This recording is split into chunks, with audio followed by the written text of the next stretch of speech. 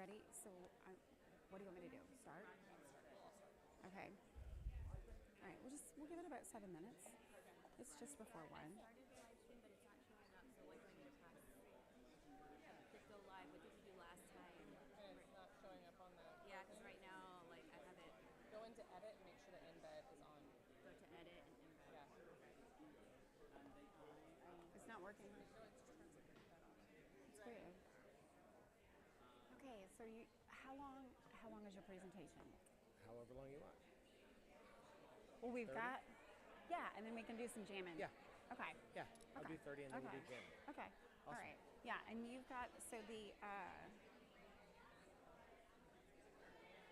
where's the hand? Does she have the clicker? Yeah. I think she has the clicker. Okay. She has the clicker. She's the clicker. I'll make sure you have the clicker. Clicker? Okay. Yeah. And then there should be a mic, but it's okay. We'll make sure. You yell.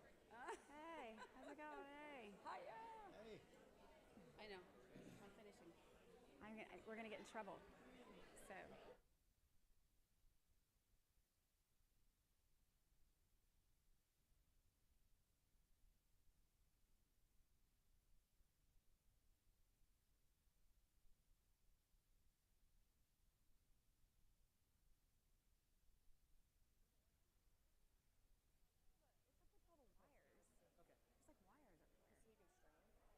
Is that all wires? Oh my god. And is the stream having problems? Okay. All right, so where do we want Jim to come?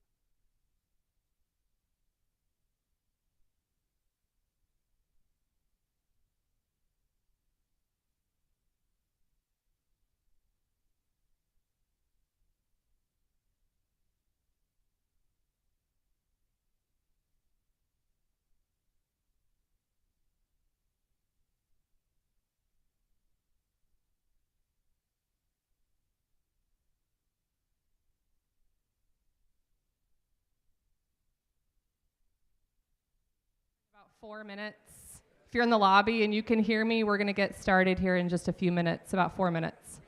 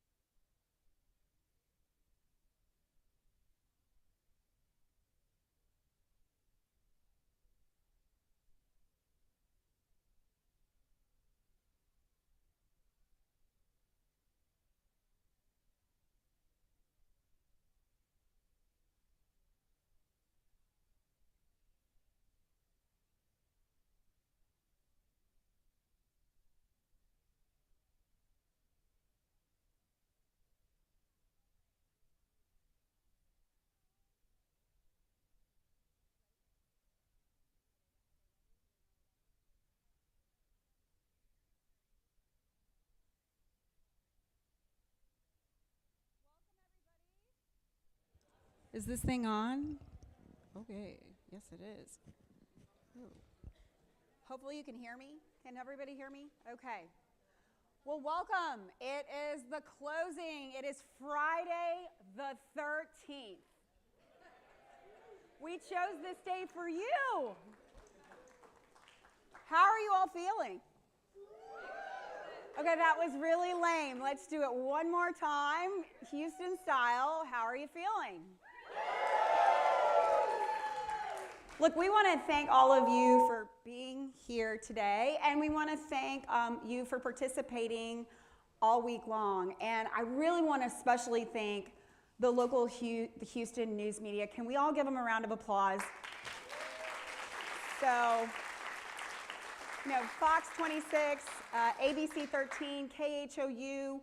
We've got partners at the Weather Channel who've been helping with us, getting the word out about what we're doing here in Houston. And in Houston, we do hard things. So I'm going to ask my compadres to come up. We're going to talk about reflections on the week and get this party started.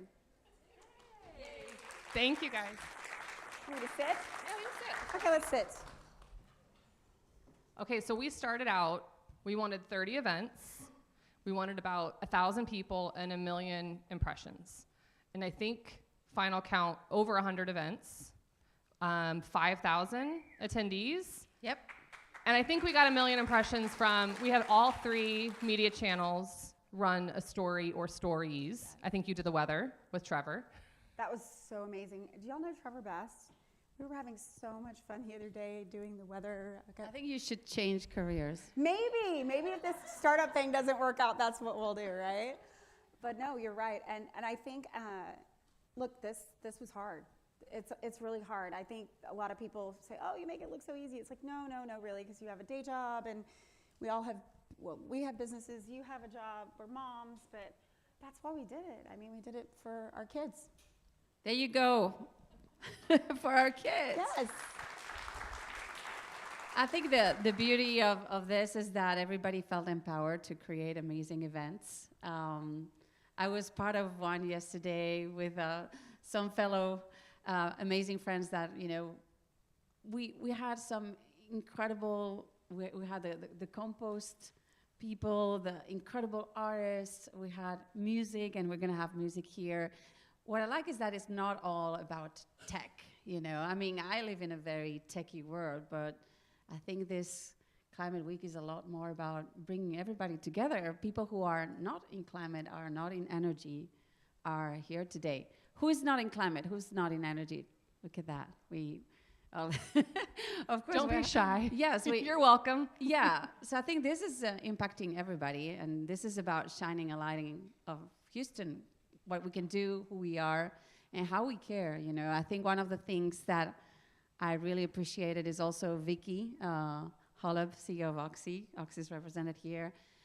But I think she was very candid about when she started her career, how she was so proud of being in oil and gas, and only much later on in her career, she understood the impact of what oil and gas was doing. And I think a lot of us feel that same way. It's like suddenly we are the villains a little bit, but we actually thought we were doing a lot of good in the world, and I still think we do. But it's about how you can transform and stay true to who you are, but still make sure that you take care of your impact.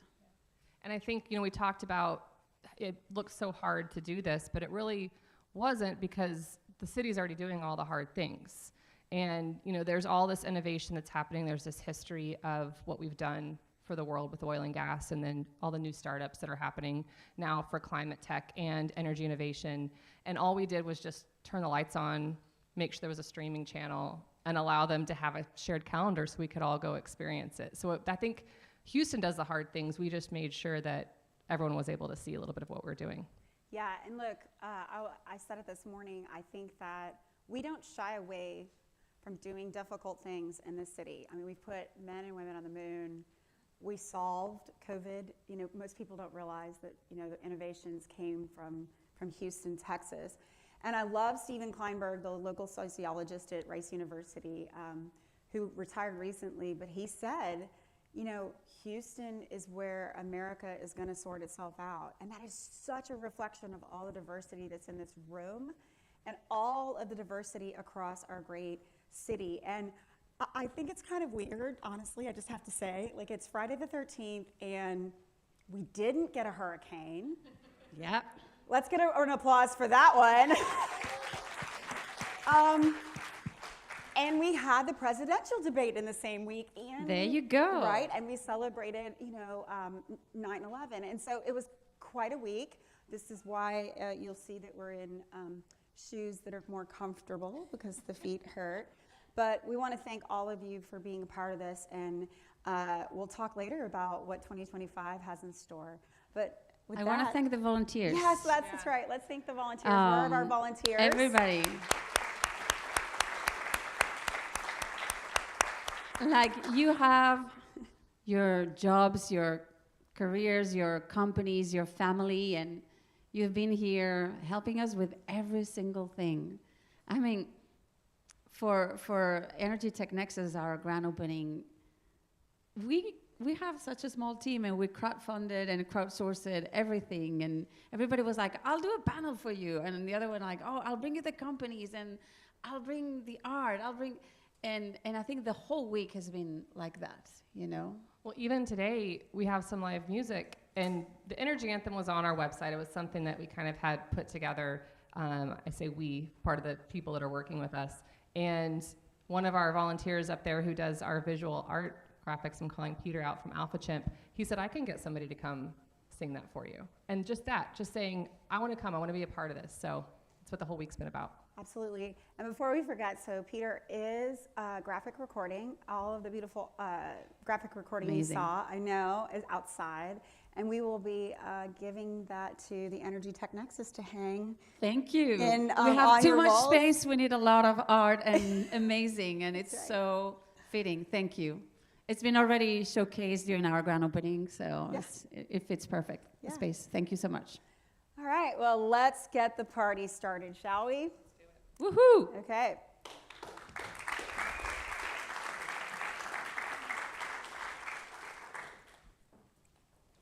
So I'm really, really thrilled to introduce to you today our keynote speaker, someone I met earlier this year. I actually sat on a panel that was an all male panel, and myself in a pink dress in Dallas, Texas. It was awesome. And I met Jim, and I was instantly excited about Jim because Jim's passion for knowledge and education is tremendous. He's written a book called Education. That's right. Education is Freedom, and it's such a powerful read because it speaks to what we need. And he's going to talk a bit about perception and perspective.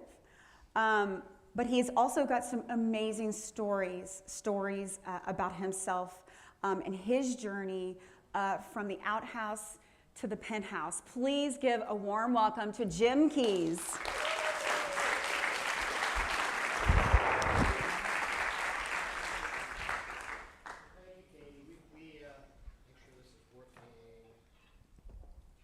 There we go. We've been all week. I hope you've had a great week. We've spent the entire week talking about how to do things that are hard, right? So what is the consummate expression of doing things hard? It started in 1962, down the street, Rice University, John F. Kennedy. I don't know if you remember this. I was just a little kid at the time.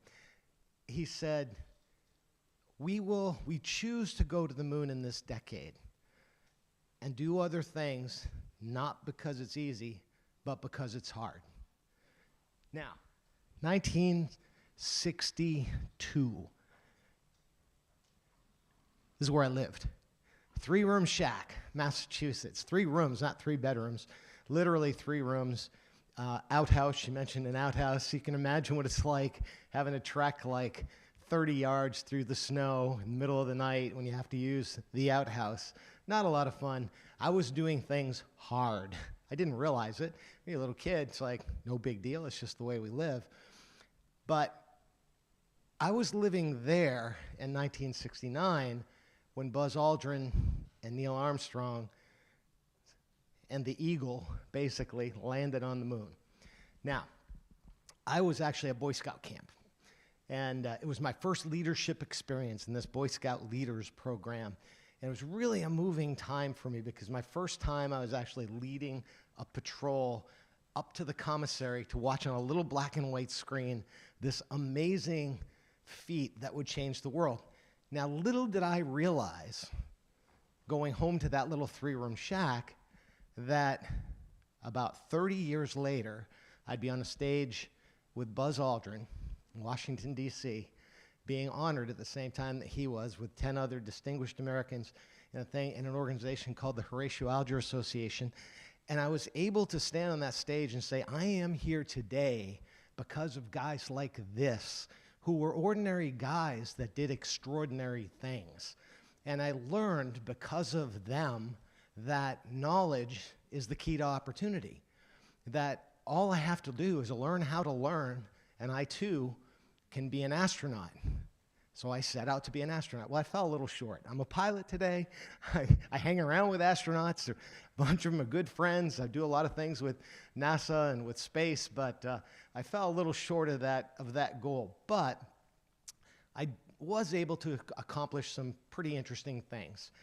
From that beginning, and what I realized eventually is that that beginning actually was an advantage.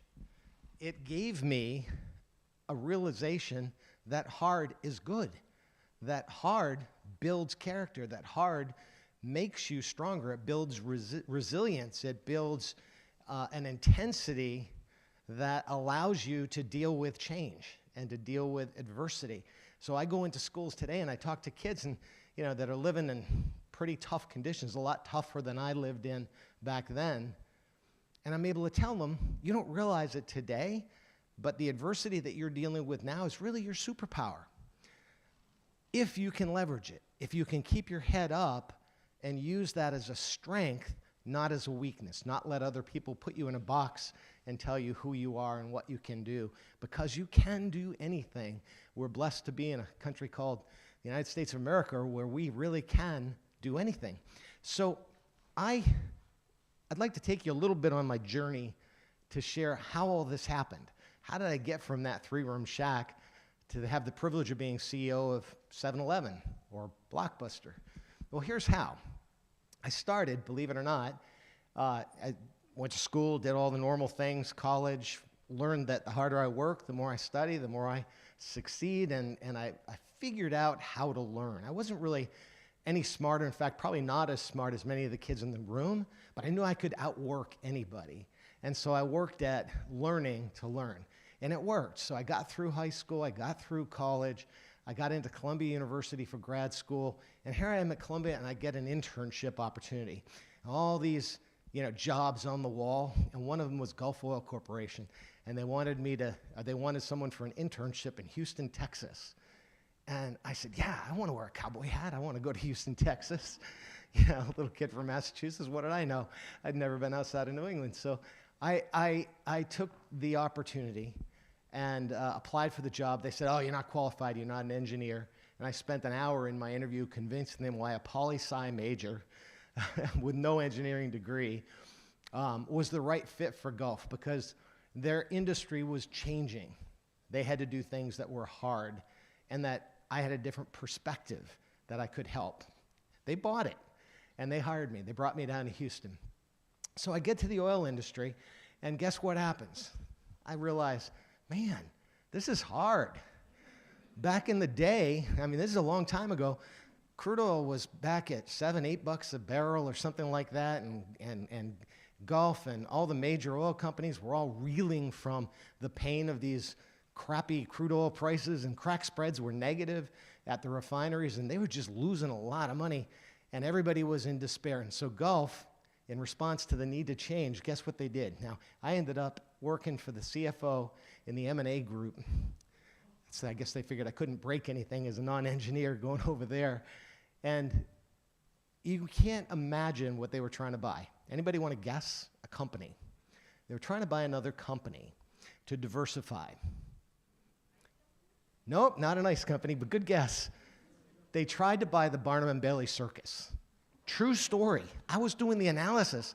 I'm like, what in the hell? Why are we trying to buy a circus? Have you lost your minds? But they needed diversification, and here Barnum and Bailey was in trouble, and they had cash, and they said, let's go look at it.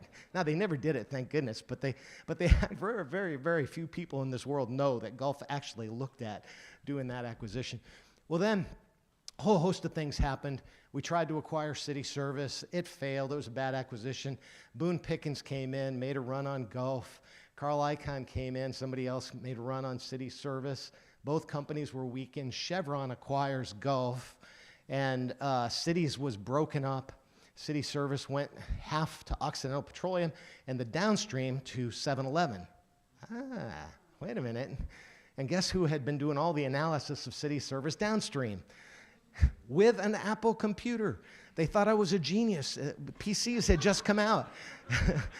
I wasn't a genius. I just bought a PC, these new things, this new tool in the market. Change. All the old farts were sitting around with spreadsheets and eye shades trying to do this analysis, and I was whipping reports out in like record time. They literally thought I was a genius just because I used a new tool.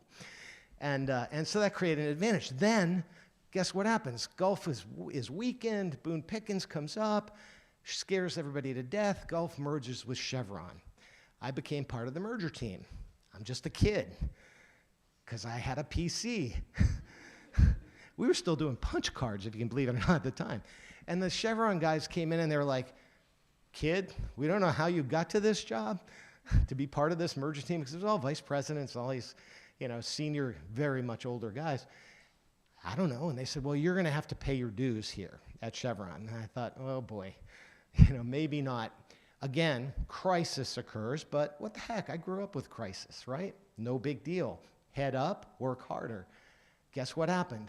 When one of the guys from Gulf decided that was hired by the Southland Corporation to go because Southland had just acquired Citgo Petroleum, the downstream of City Service. They needed help from the industry. And he said, Jim, we want to hire you to come to Texas. And I was like, yes, finally. Because Gulf had me in Pittsburgh. I was like, yeah, it's a bait and switch. I thought I was going to get to go to Houston. You send me to Pittsburgh? Come on. So I finally get to come to Texas with the Southland Corporation, 7-Eleven. Now, I'm thinking, great. This is a great career move. I get to use my little PC. I get to do all this analysis of City Service, of Citgo, brand all the gasoline, and then guess what happens? Another crisis. 7-Eleven, Southland did a leverage buyout in 1987. If you're old enough to remember 1987, you'll remember something called Black Monday. They were trying to do a deal when the market collapsed. Instead of pulling the deal, they proceeded. Anybody think interest rates are high today? 17.5%. We borrowed money, $4.5 billion. Yeah, you can imagine. So it was just a matter of time. Now, 1991, 7-Eleven's bankrupt. Oh, man. So, still a kid, I go to the chairman of the company. That's not him. That's his dad, actually. Or I think that's his uncle Johnny. But a guy named John Thompson, whose father started the Southland Company. I said, should I stay with the company? We're going through this change, crisis. They say convenience stores are going to go away. Everybody's open 24 hours. Everybody sells beer and cigarettes. Walmart is 50 cents less than our cost. Should I just find another career? And he said, Jim, now he's a Texan, so I've been learning to be a Texan. He goes, let me tell you what my daddy told me. He said, we started in 1927 on this, an ice dock in Oak Cliff, Texas, 12th Street. And he said, we sold blocks of ice to people for their refrigerator, for their ice box. The word refrigerator wasn't around. For their ice box, literally. And it's hard to imagine, but they mined it in the Great Lakes, carried it down the Mississippi, wagoned it to Texas, buried it 100 feet underground, and they'd sell chunks of ice to people to keep their stuff cold in an ice box. And he said, in 1928, somebody invents something called a Frigidaire. What do you think that does to your business model? All they sold was ice. So Uncle Johnny went on the dock and started talking to the customers. What are we going to do? You're going to buy one of those newfangled Frigidaire things. What would we do? And they said, we don't come here for the ice. We come here for the convenience. Where else are we going to get ice in Dallas, Texas? So Uncle Johnny went back to his family and said, hey, guys, we're not in the ice business. We're in the convenience business. Let's sell other things people need conveniently, bread, milk, eggs. And that's how literally 7-Eleven was born. They would have been out of business by 1929, but they adapted to change. They overcame their fear of change and adapted. So, dial forward, it's now 1991. Stores kind of look like that one on the left. He said, Jim, the problem now is we're bankrupt. We kind of made a bad move with this financing deal, doing a leverage buyout, but the store sales are down too. So your job, if you choose to say, is look all over the world for products people need more conveniently.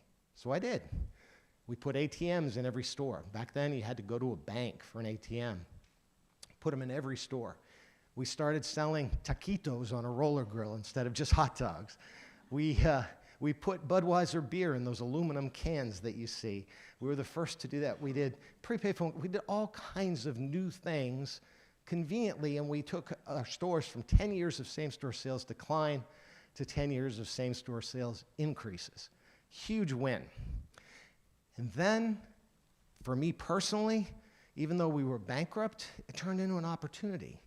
It turned into me having the privilege of being chief financial officer coming out of the bankruptcy. And trust me, I had one accounting class in grad school. I didn't know a debit from a credit at all. And I had to figure it out. Again, I had to learn to learn. Thank goodness I had a good audit partner and controller to help me out and keep me out of trouble. And so it turned into personal opportunity. I became CFO, then Chief Operating Officer, then CEO. I couldn't have done that in Procter & Gamble or Frito-Lay or other companies that were wildly successful. My career trajectory was actually helped by crisis, by change. And if I had left the company, as many people did, and as I was tempted to do, I probably wouldn't have had the privilege of those roles that I had at 7-Eleven by staying and keeping positivity through times of crisis. So it worked. So my lesson in all that is that change equals opportunity, that the role of the CEO, when I started writing this book called Education is Freedom, I tell a lot of these stories and I realized, people think CEO stands for Chief Executive Officer. Sounds very stuffy. It really stands for change equals opportunity, because if the CEO recognizes the power of change, that if you think about it, the beginning and end of all commerce starts with something changes. And someone responds to that change, and they're compensated. And then guess what happens? Somebody else comes in and changes more. And if they don't respond, if the initial player doesn't respond, they lose to the other person who created new change. So why are we so afraid of change? So I became somewhat fearless about change. I said, okay, I'm not going to see change as something bad. From the time I was a kid, I turned change into opportunity. And I'm still pretty young back then. I said, where can I go that a company needs change? Really, it's like stuck, and it's a company with an industry in transition. I thought, I'll go back to the oil industry. And, nah, maybe not. That's too much change. No, I said, let's take on one even a bigger hairball. Let's go to Blockbuster. And I did. So in 2007, I was trying to take Blockbuster private. I had private equity firms knocking my door down to try to partner with me. Blockbuster was in trouble. They had a lot of debt.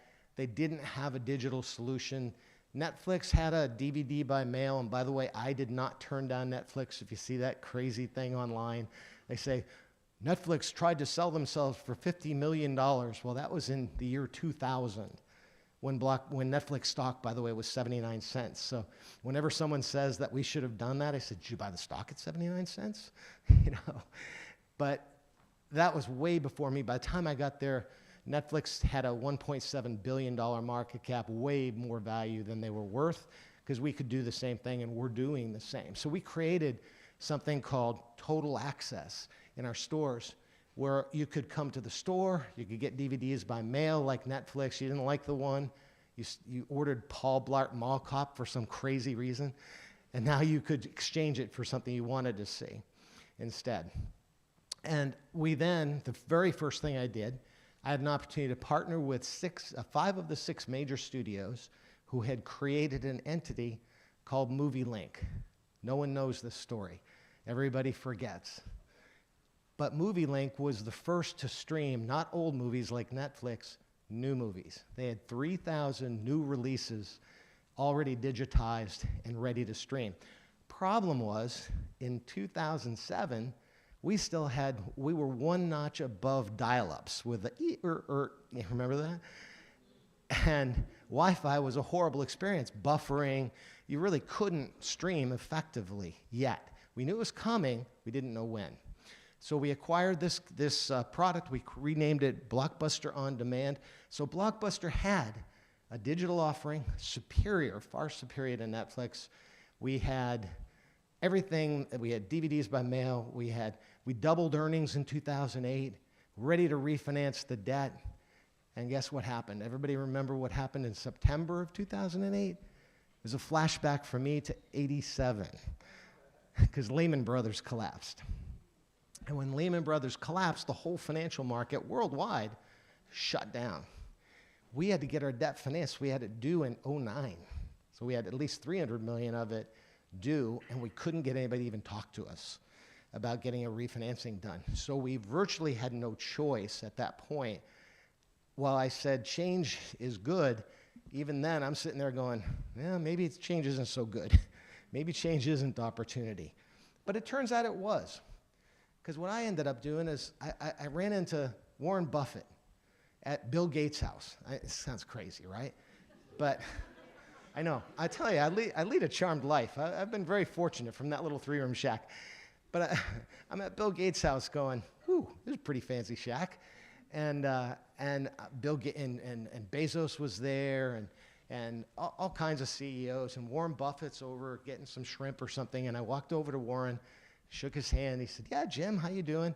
He had been nice enough to send me one of his autobiography a couple years before. So I knew he knew me, but I was still, a little starstruck and a little shy. And he said, so what are you doing now? And I said, well, I did this Blockbuster thing. I'm getting the snot kicked out of me. I just had a half-page picture posted in the New York Post, full color. Headline, Blockbusted. Picture of me, Pinocchio nose. Not pretty. You don't want, when your buddies send you a picture of yourself with a Pinocchio nose in the press, it's not fun. It's not fun. That was hard. But I said to Warren, so I'm like, yeah, I don't know. Yeah, I probably ought to leave. I don't know. I didn't start this mess. I'm getting blamed for it now. And he said, Jim, would you rather be on the bench watching somebody else do that? And I was like, it was like cold water to the face. It was like, whoa, no. Well, dust yourself off, get back at the plate. What are you afraid of? So here I am, Mr. I'm fearless, Mr. I can do anything. And I was being afraid, because I too am human. So that little insecurity person on your shoulder was talking to me, and I was listening. And it took Warren Buffett to shake that off my shoulder and get me back in the game. By staying in the game, I was working on strategic alternatives. So I had Google with a deal of the century. Streaming would not look like it would look today if Google followed through. We had a definitive agreement for the Blockbuster brand to be side by side with YouTube. Anything free, YouTube. Anything pay, Blockbuster. Old movies, new movies, TV, anything. Sweetheart deal. An article comes out in LA Times, Blockbuster is going to file. Google calls me up and says, deal's off. Damn. But I had a couple of other strategics, Korea Telecom, I had Dish Networks. Dish stayed in the game, helped us restructure the company, bought the company. We faced down Carl Icahn, went toe-to-toe, Southern District Court and bankruptcy court. He lost. He was trying to liquidate the company. We got it sold. Success.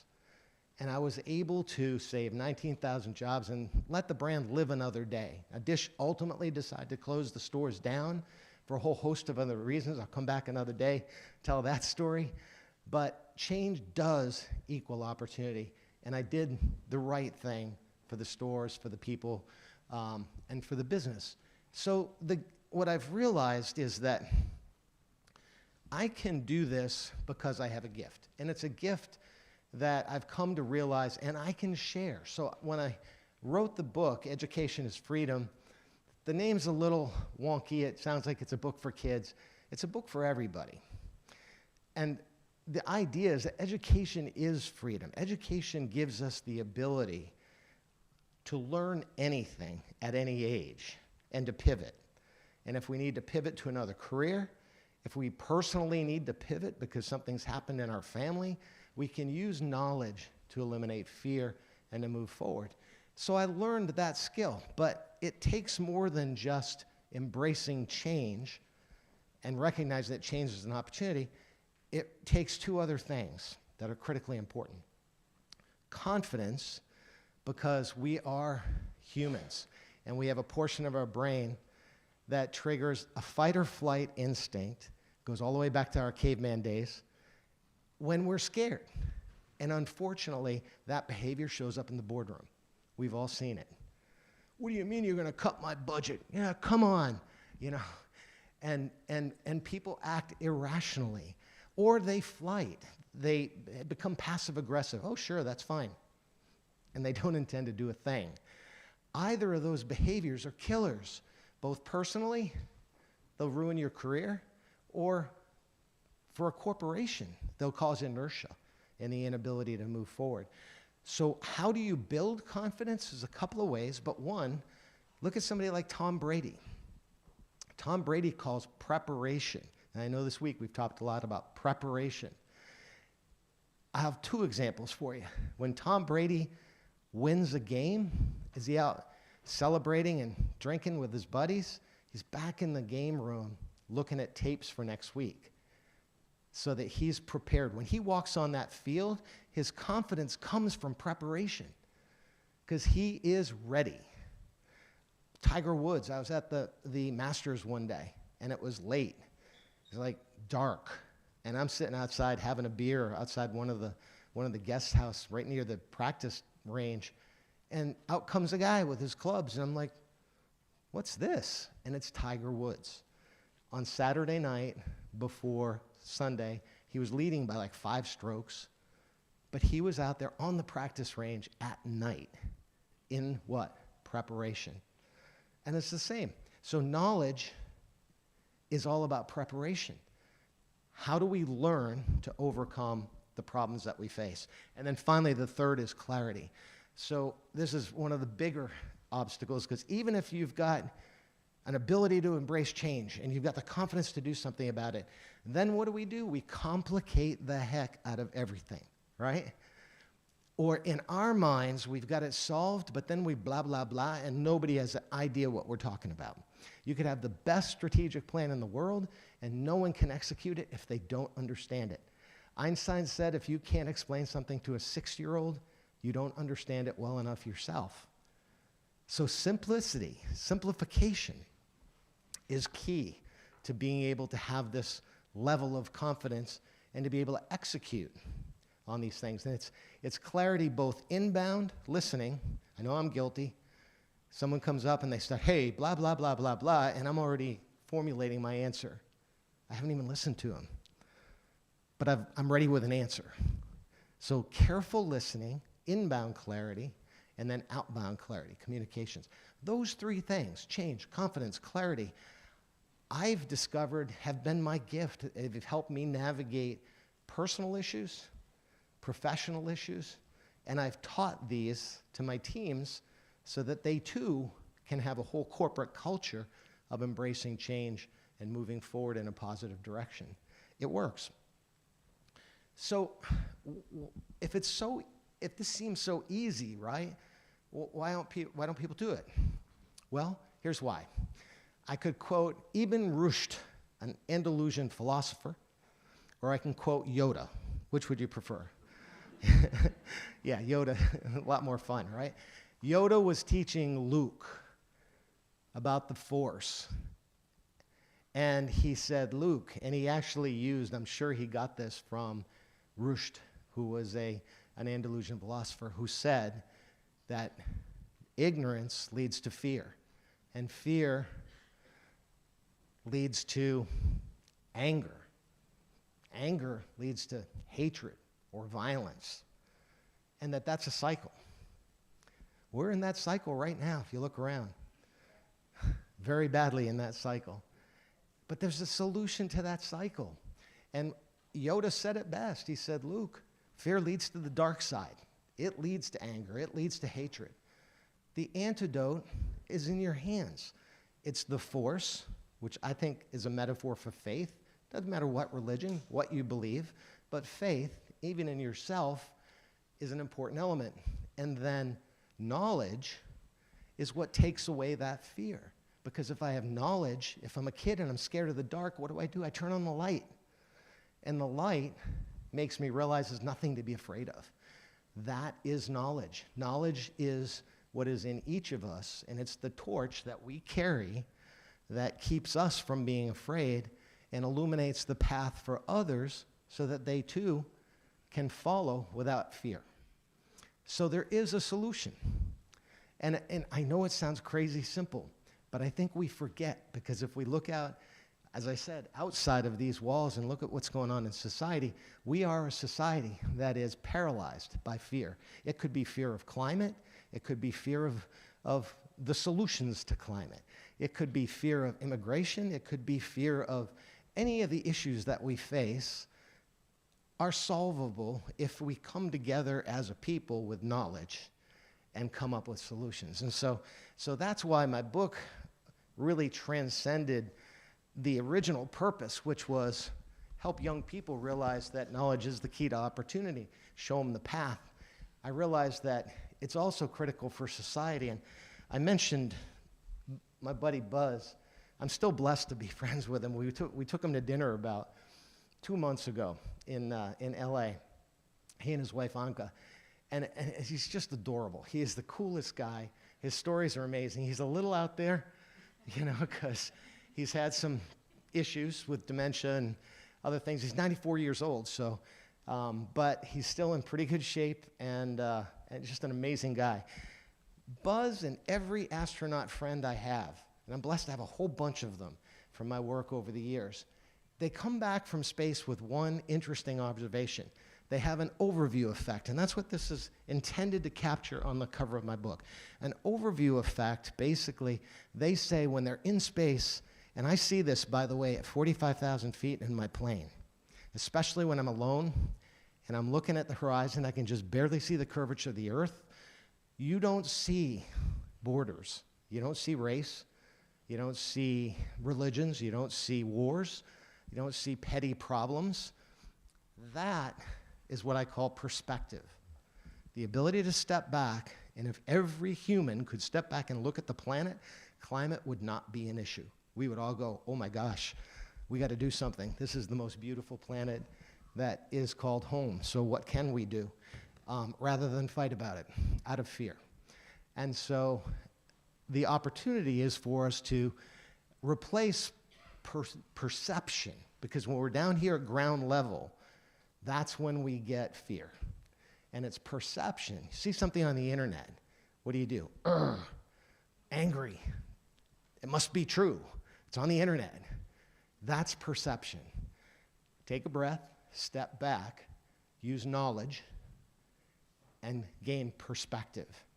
If each of us can have the discipline to do those things, embrace change, have confidence, use clarity, and to use those tools, that gift that I said I'd share, to step back and replace perceptions, our perceptions, with knowledge that will give us a different perspective, then we personally, professionally, and as a society can do so much better.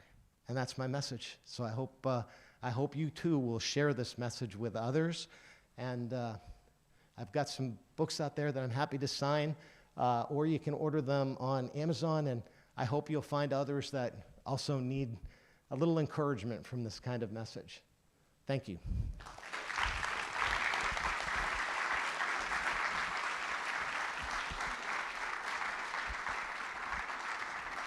All right. Does anybody have any questions?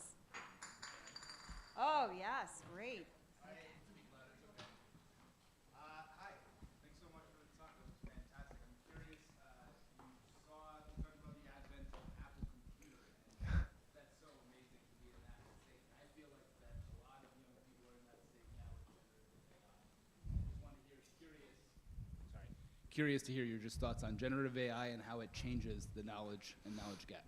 Yeah, it's funny. I get asked a lot. I'm getting a lot of interviews and a lot of, TV, radio, and they're going, what's wrong with these kids? Gen Z, they're a mess. They don't share our values. They sit at home.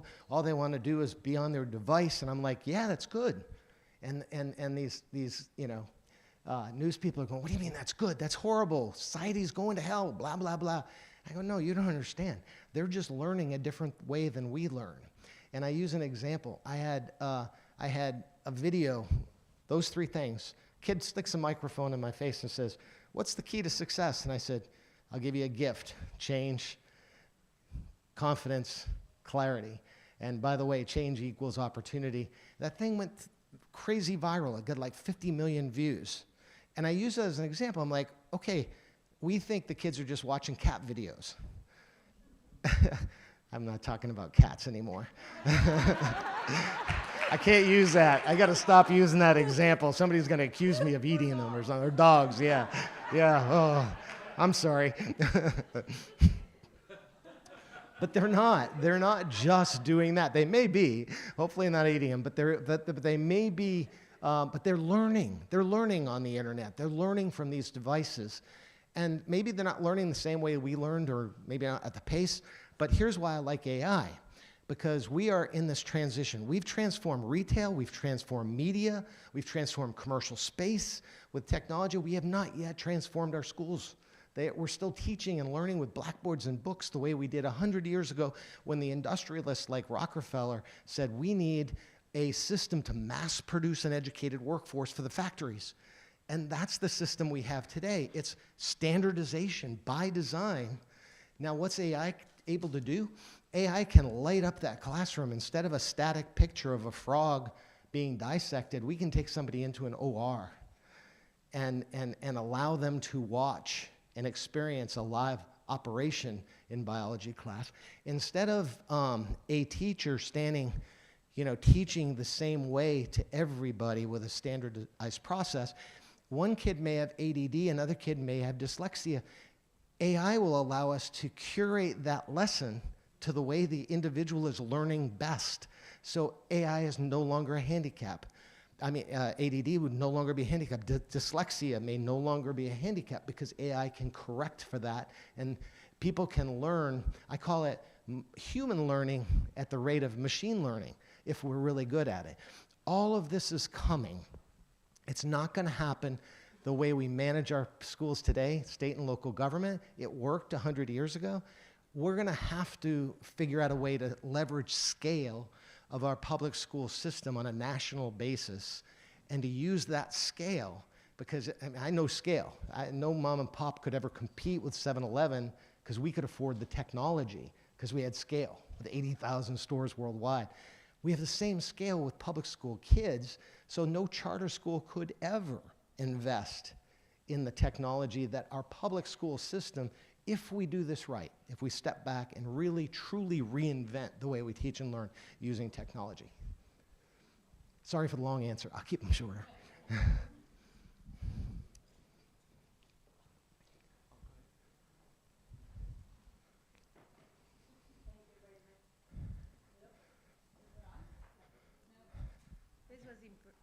There we go. This was inspirational. Thank you very much. My question to you was, what do you think are the three biggest problems that humanity is now facing?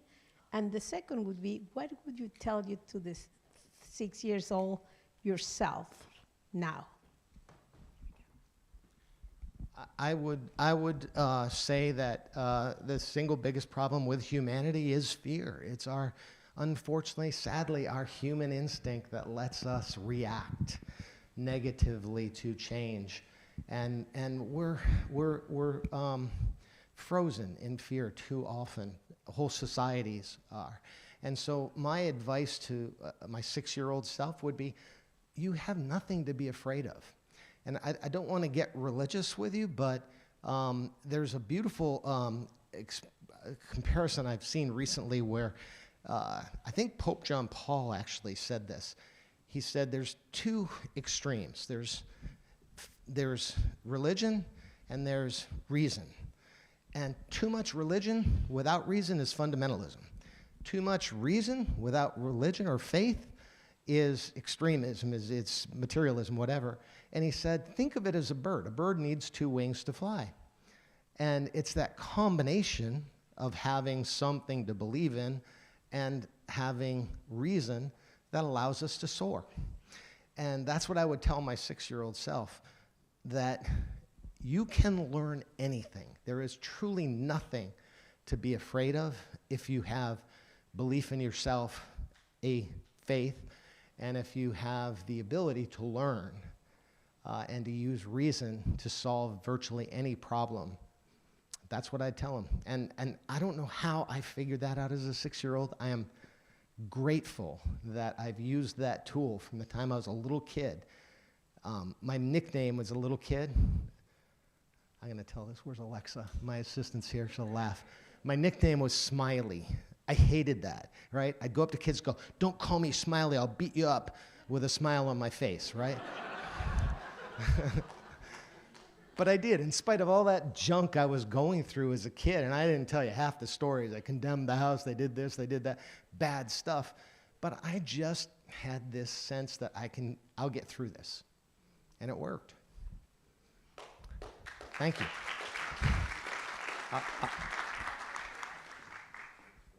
Test. Does it work? Can you hear me? Okay. I actually had it written down before. So what are some key strategies, maybe just a couple, do you believe are essential for a company to adapt and remain relevant in an evolving market? Well, I do think that innovation is the lifeblood of companies, and we forget that. You know, and you see it so often. Sears Roebuck. I'm old enough to remember the Sears Roebuck catalog before there were stores. I used to look for like cowboy outfits. That's why I knew I wanted to come to Texas. And then all of a sudden, Sears said, well, we have to build stores. And that was a good innovation for them. And then Walmart came in and said, well, we're going to innovate by using our scale to get a lower price. And they crushed Sears stores. And then Walmart bumped along. And guess what? Amazon came out and said, well, we're going to put in an electronic version of what? A catalog. That's all Amazon is. It's the old Sears catalog online, right? And so it's that constant innovation. Had Sears kept innovating, they would have, I think, been bigger than Amazon. Amazon never would have had a chance today. And Walmart had the chance to innovate on the electronic side, and they kind of bumbled through it, and they weren't good at the innovation piece. And I think that the obstacle to innovation is this internal fear, and I've seen it from the top. Organizations are horrible. The bigger the organization, I call it big corporation disease. The bigger the company, the more inertia, the more politics, the more fear. Somebody's going to take my job. Somebody's going to fire me. Somebody's going to do this to me, do that to me. And that permeates an organization and makes companies afraid to take chances, which is how innovation gets started. So Jim, you mentioned something earlier, you just played off of it. So I have a 26-year-old that's still living with us. I can shout real loud without a microphone. Okay. All right. Including tell him to wash his feet. But that's a whole nother story. So you said something about knowing the Thompsons as well, Yes. right, in the history. So they had this, they were in the ice business. No, they weren't, right? Right. They were in the right? convenience business. Yeah. So that to me is where everything that you've kind of identified from an operational all the way over to innovation. What business are you really in? Exactly. Is one of the biggest challenges that sometimes, and that then the second part of it is that you should be, unless you really are a widget, which is not a criticism. There are widgets that we need, and there's a lot of widget companies here. But part of what I'm sensing you're reconfirming for me is we need to think of things that are platforms and systems. Exactly. Am I making sense? Yeah, absolutely. And so, like, when I was at MD Anderson, you think of that as a cancer research and patient delivery service. You know, we're there to conquer cancer, which means we would partner and collaborate with anybody. Yeah. So, from that perspective that you've just, hopefully, I'm saying it right. Yes. Right? Some of it deals with scale, some of it deals with strategic partners, and some of it gets over the fear of somebody saying, oh, we don't have that in-house, and therefore I can't do that because I'm going to give up my inside secrets. So can you tell us how at this stage you get to helping more platforms to emerge? Sure. First of all, this idea that we'll hire a consultant to tell us how to do this, and I apologize to any consulting firms in the house. I had good use tactically of consultants, but for a consultant to come in and tell you what your business is, it's kind of like you're the one that should know that. So yeah, I think what happens is we put ourselves in a box because what worked yesterday defines that box, and we're afraid to get outside of it because we're afraid to mess up our success, right? I'll give you an example. I was at a limo drivers convention in San Diego last week, and they asked me to go speak about change, and they said, oh, these guys are depressed because Uber's crushed them. These are limo drivers, right? And Uber's just crushed the business, and they don't know what's going to happen, and they're all going to fold up shop and all that stuff. So I did a little homework, and I was shocked myself. I went back, and I looked at the number of 18-year-olds in 1970 with a driver's license. It was 88%. It was a rite of passage for me, and probably you, right? And then I looked at the number of 18-year-olds today with a driver's license. It's under 40%. It's like, holy cow, what is up with this? And it's because it's just a change, right? Kids find it easier to just grab an Uber. They don't have to mess with it. I don't want to have insurance, and the cars are expensive and all that. So they've just got a different way of doing things. Now, I showed that chart to the limo operators, and I said, you guys realize you're sitting on a wave of opportunity in 20 years as these kids mature and are still now growing up with picking up their phone and ordering up transportation. It's not all going to be Uber.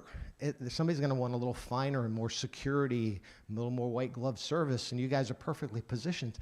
But you have to embrace technology and be able to find some way to get some scale, even if you collaborate with others to get it. And it was like, oh yeah. But it's exactly what you said. They saw their industry as limousine service. I said your industry is really convenient access to transportation. And in that context, they can have a whole new definition for their business, and now they're freed up to be able to innovate.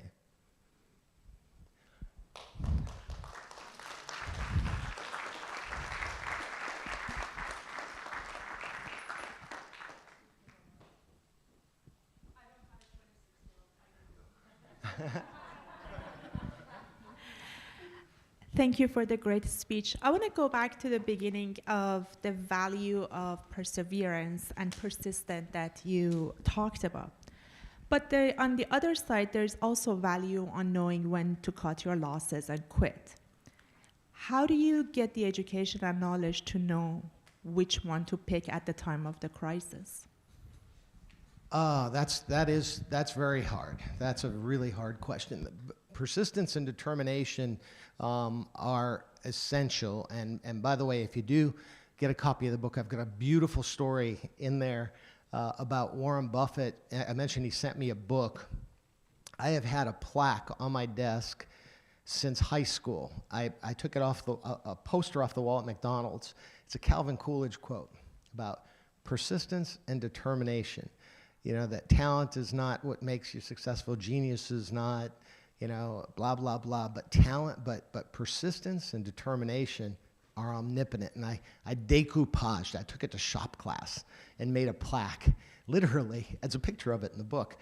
And I've had it on my desk in high school, and every single job, it still sits in my office today on the desk. Warren Buffett sent me his autobiography. I'm flipping through it. He dedicated an entire chapter of his book to that one page, the Calvin Coolidge quote it's called Press On persistence and determination. And it's literally, it gave me the goosebumps because it's the same script that I have on my plaque. I don't know if he took it off the wall at McDonald's, if he ever worked there. But yeah, it's a beautiful thing. But there are those times that you hit the wall. I don't know. Should I quit or should I stay? And I've been at that point on a number of times. When it comes to me personally, my threshold is, am I still learning?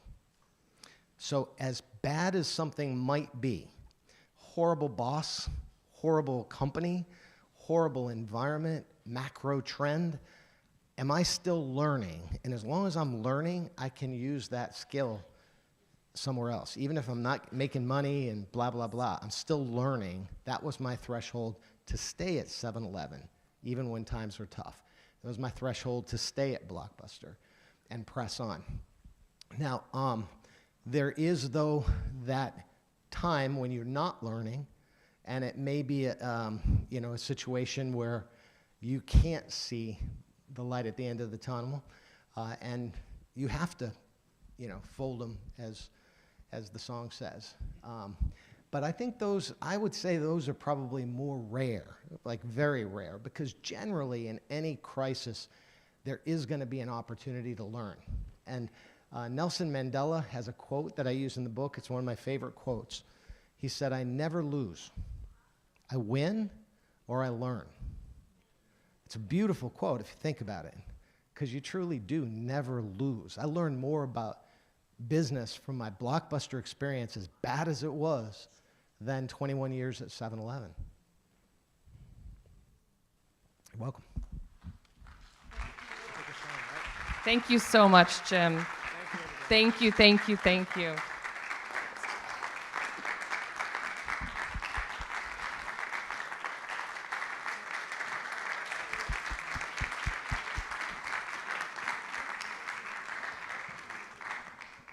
When Katie and I started talking through this week, I dropped the mic. When Katie and I first started talking through this week, Jim was one of the first people that listened to us and started, throwing out ideas. I think he wanted to make sure that he had females who were ready to do the hard things. The first ask that he had was, let's get the former first ladies together and have a chat. So he was always there and somebody who was helping us along the way. So not only giving us some time this afternoon to hear from you, but also just the time that he's given through all of this. So thank you so much again for all your help.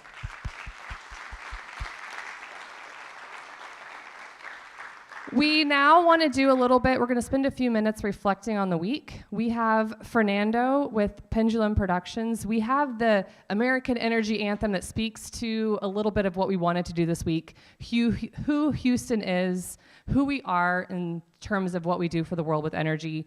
And Fernando heard the song and said, I want to perform this. I'm going to help perform this for you. But I also have another song that I think could be really impactful too. So he's going to do both. One is the American Energy Anthem, and one is called Forget the Borderlines. And it's kind of a nod to this component of we need to come together and we need to think about how we get stuff done. So Fernando, take it away.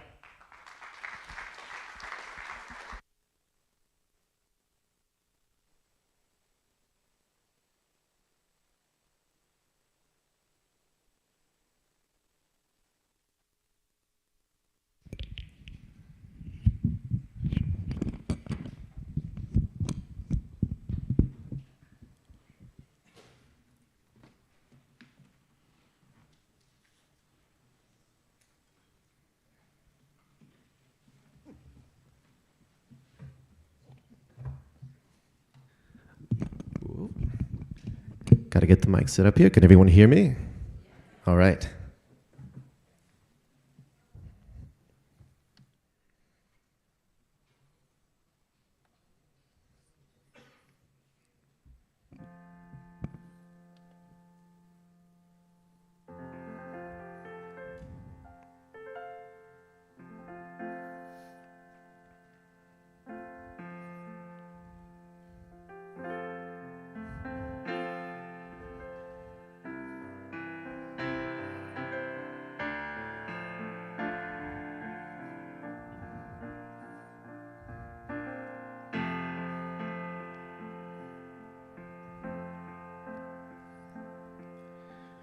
In the heart of a nation where dreams take their shape, Houston leads the charge in its energy cape. Across America's expanse, from sea to shining sea, we're united in our quest for energy efficacy. Strength, innovation. Across the USA, Houston stands proud, leading the way. From the fields to the cities we unite.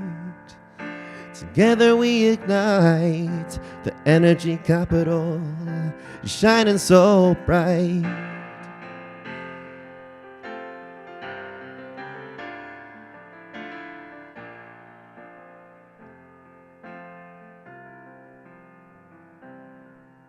From the depths of Texas to America's sprawling lands, our energy ambition binds us hand in hand.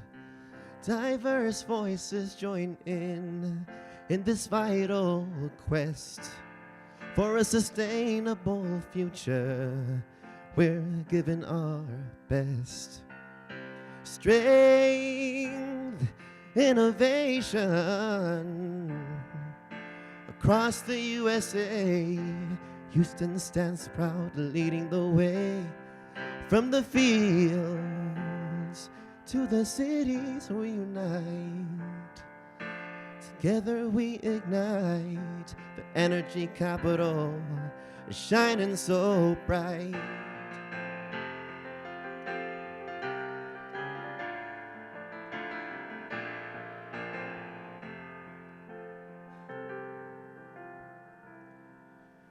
Renewables rise and technologies advance. In Houston, we champion every energy chance. The spirit of America in Houston's guiding light. We're setting the standard, making the future bright. Strength, innovation. Across the USA, Houston stands proud, leading the way. From the fields to the cities we unite. Together we ignite the energy capital, shining so bright.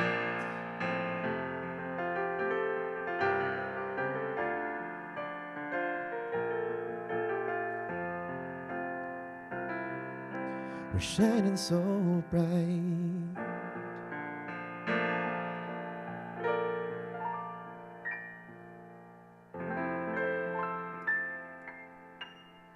Thank you very much. That was the theme song. Thank you.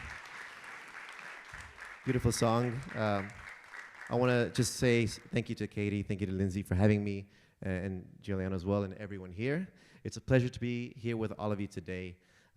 Celebrating energy, which, you know, it's something that connects all of us, not just those in the industry. So this next song is an original of mine, which with that theme of interconnectedness, talking about the fact, and I think it's you know, very relevant to what Jim was saying about how connected we all are. So it's called Forget the Borderlines.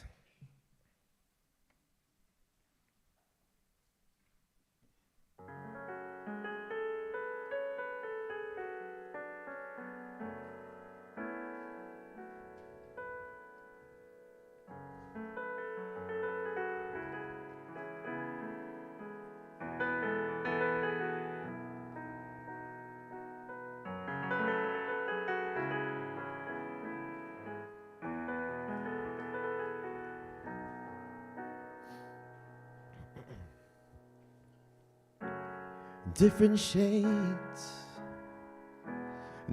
shades of skin, hide the same, they hide the same within. We're all a different shade, but we're made the same way. We are one.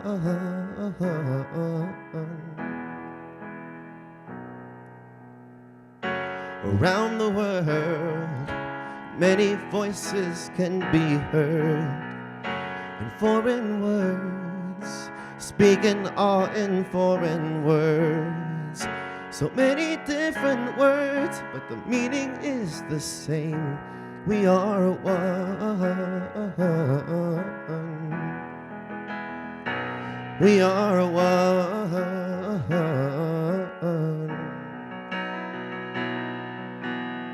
Stranger, I could be your brother. We could live a different life where we don't ever have to fight. So stranger, let me be your brother. Let me stand by your side. Forget the borderlines. Forget the borderlines.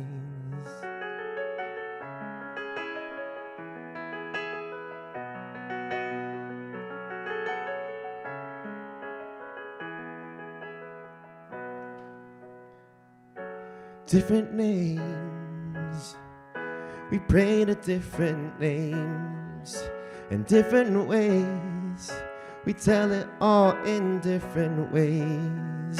So many different ways, but the message is the same. We are one. We are one.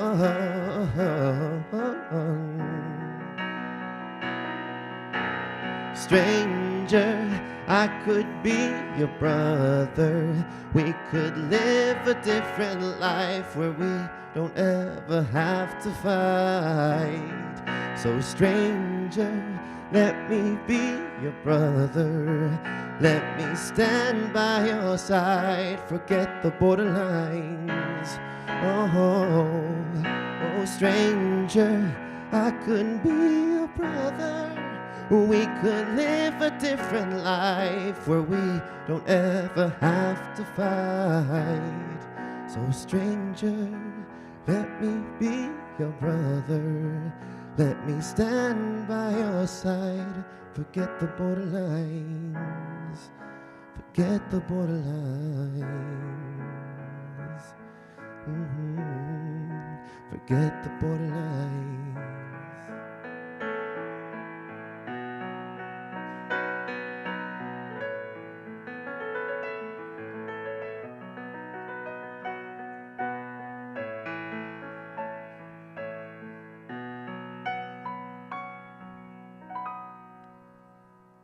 Thank you very much. It's been a pleasure. Thank you. Thank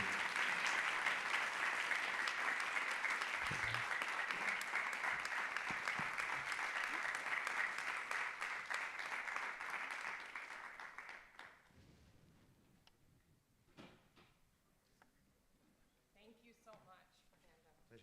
I'll grab your mics. Oh, yeah. We'll drop this one. Thank you so much again, Fernando. Now, so we talk a little bit about, the fear. It's Friday the 13th and facing our fears. And we asked Bill Shireman to come because he is an expert in making sure he sits in places where there is a lot of fear and what he can do to bring people together. So Bill is a part of EarthX, and we met him through some of our collaboration with EarthX. But Katie mentions that kind of Bill sits in places where he is going to catch the bullets that might be flying, whether that's through big corporations and other areas that are impacted. He'll sit there and bring people to the table and catch those bullets. And so we've asked him to be here today to help us talk through some of the the hard things that come, and not just with the energy and climate, which we're talking about this week, but other areas that are impacted too. So we have representation from health and from sports and from community and from our partners up in New York who've been doing this for some time too. So I'm going to pass this over to Bill to talk a little bit about what he's doing and introduce the panel.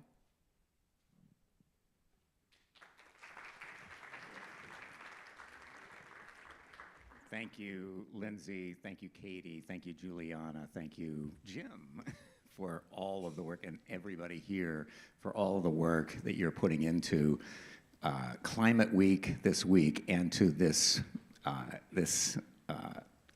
enterprise that we're all engaged in.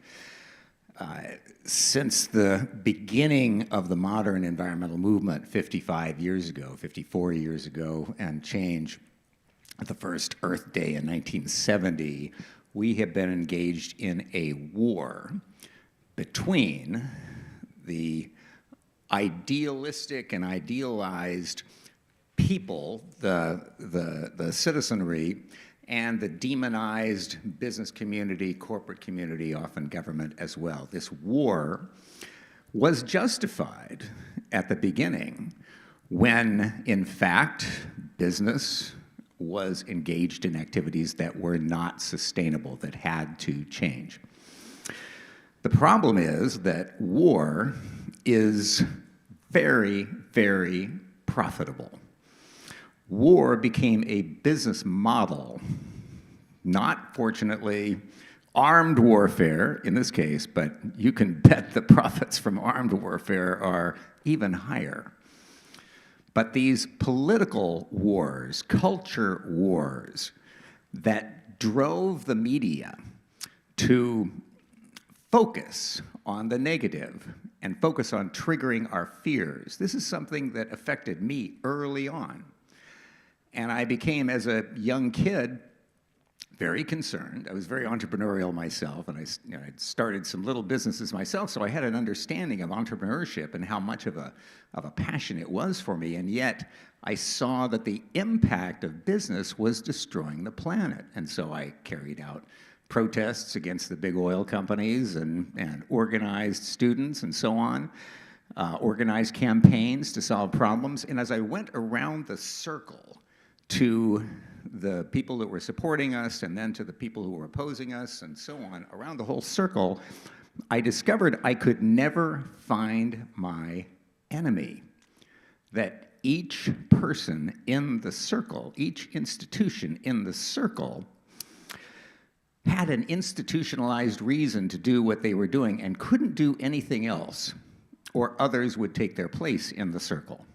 And so I realized that we had to change the context of the circle. We had to get beneath that, and I became a peacemaker between the environmental activist community and the business community at that time, and now between a lot of different folks. My colleague Gleason Ryan here works with me at Future 500 to bring together corporations and activist groups. What we've found is that warfare is a natural attractor, that 6 million years of genetic natural engineering have conditioned us to look to fear first before we look to hope, because if something is endangering us, we'll lose our lives. So we have to look to that first, and then we have the opportunity to look to hope. We have contrived a media and political business model that only focuses on the fear, so that we are constantly fearful and constantly at war, and it never gives us time to experience the hope. Hope we need in abundance. We need about 3 times as much hope as fear, they say, to live a good, functional life. Why have I become so hopeful? I gained my hope in nature, in the rainforest, really. Decades ago, I worked between some major corporations and activist groups that were boycotting the companies for destroying rainforests. And I went to the rainforest to figure out how to save it using their power.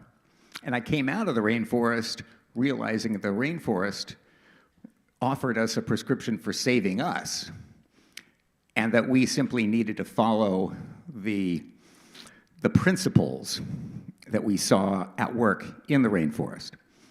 Now, every rainforest, every living system passes through 4 phases of development. The first, after an area is burned to the ground, as we're seeing happen in California now, because we're over fueling our fires. when an area is burned, the birth period is one in which thousands of seeds pop out of the ground, but the ones that take root and grow are those that are most energy intensive. They suck in the very most energy from the sun, they suck up the very most nutrients from the soil, and they grow very quickly, and they cover that area. But very soon, once they have covered that area, and the growth period, the physical growth period, has come to an end, they're just left to compete against themselves.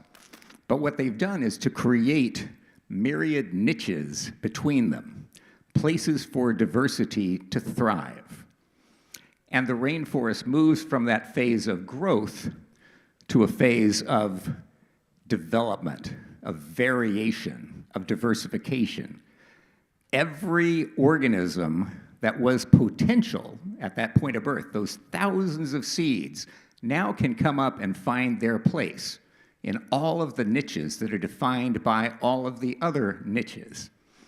And the full expression of the potential that's held inside each of those seeds, each of those plants, is given a chance to flourish.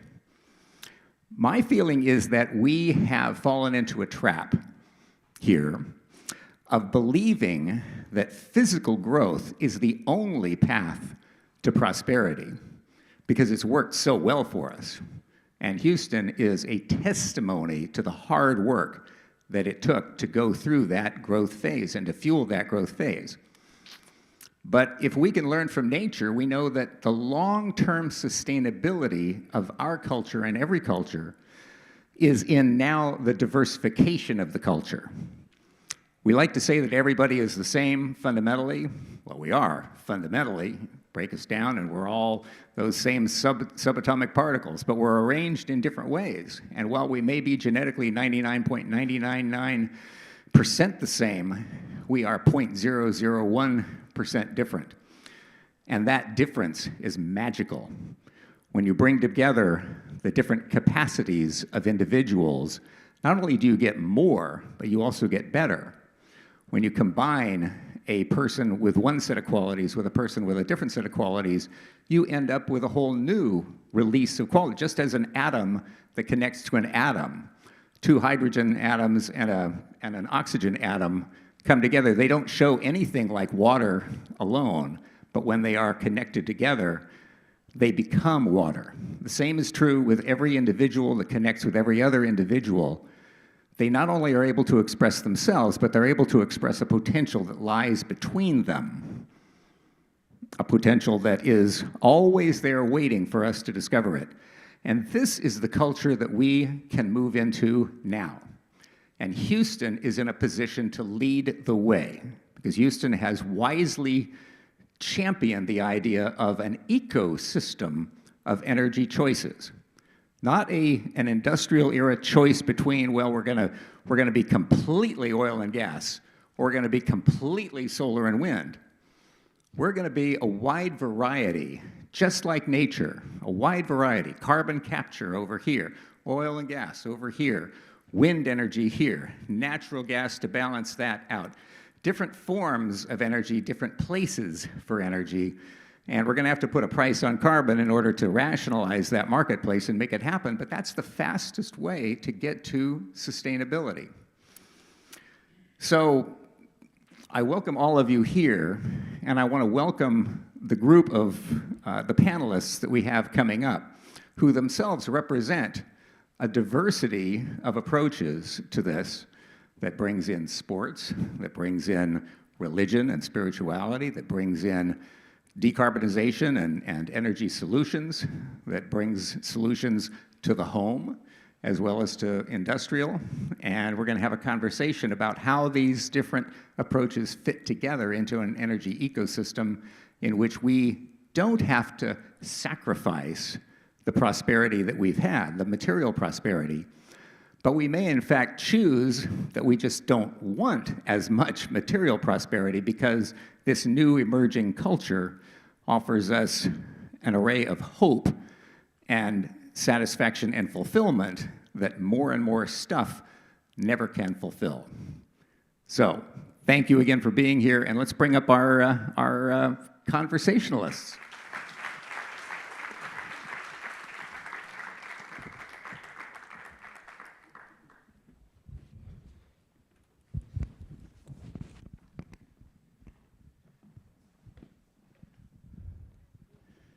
All right.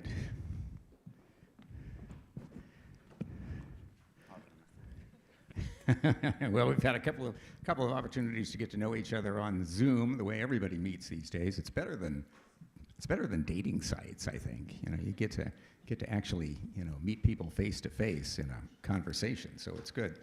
Not that there will be any dating that comes out of this. I don't know. You never know. You never know.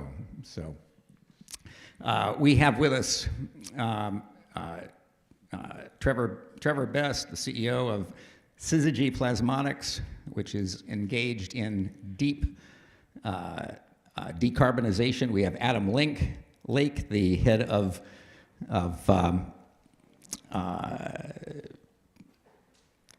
engagement for North America, for the Climate Group, which has been a long-standing organization that began the Climate Week in New York City.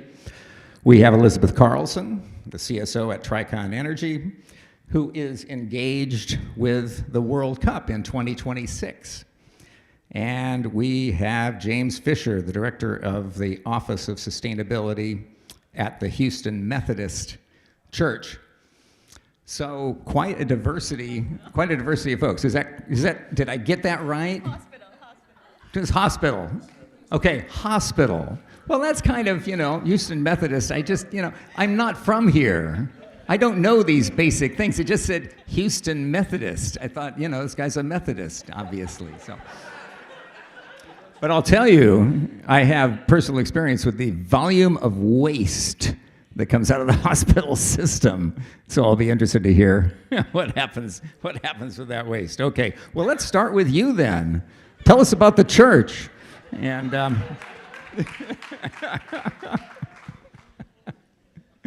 yeah, all right. So Houston Methodist, we are an 8-entity hospital system across the Houston Metroplex. We have our newest location coming on in 2026 in Cypress. And we have over 32,000 employees, over 10 million square feet of property across the Houston Metroplex. And I was fortunate to come on board with Houston Methodist in 2017 to help launch our newest location in the Woodlands as Environmental Services Director and also Patient Transportation Director. And went on to launch our System Council of Directors for both groups. With that, through a series of events and initiatives in my role there, I was fortunate to find a pathway into sustainability and have launched our Office of Sustainability in January of 2023.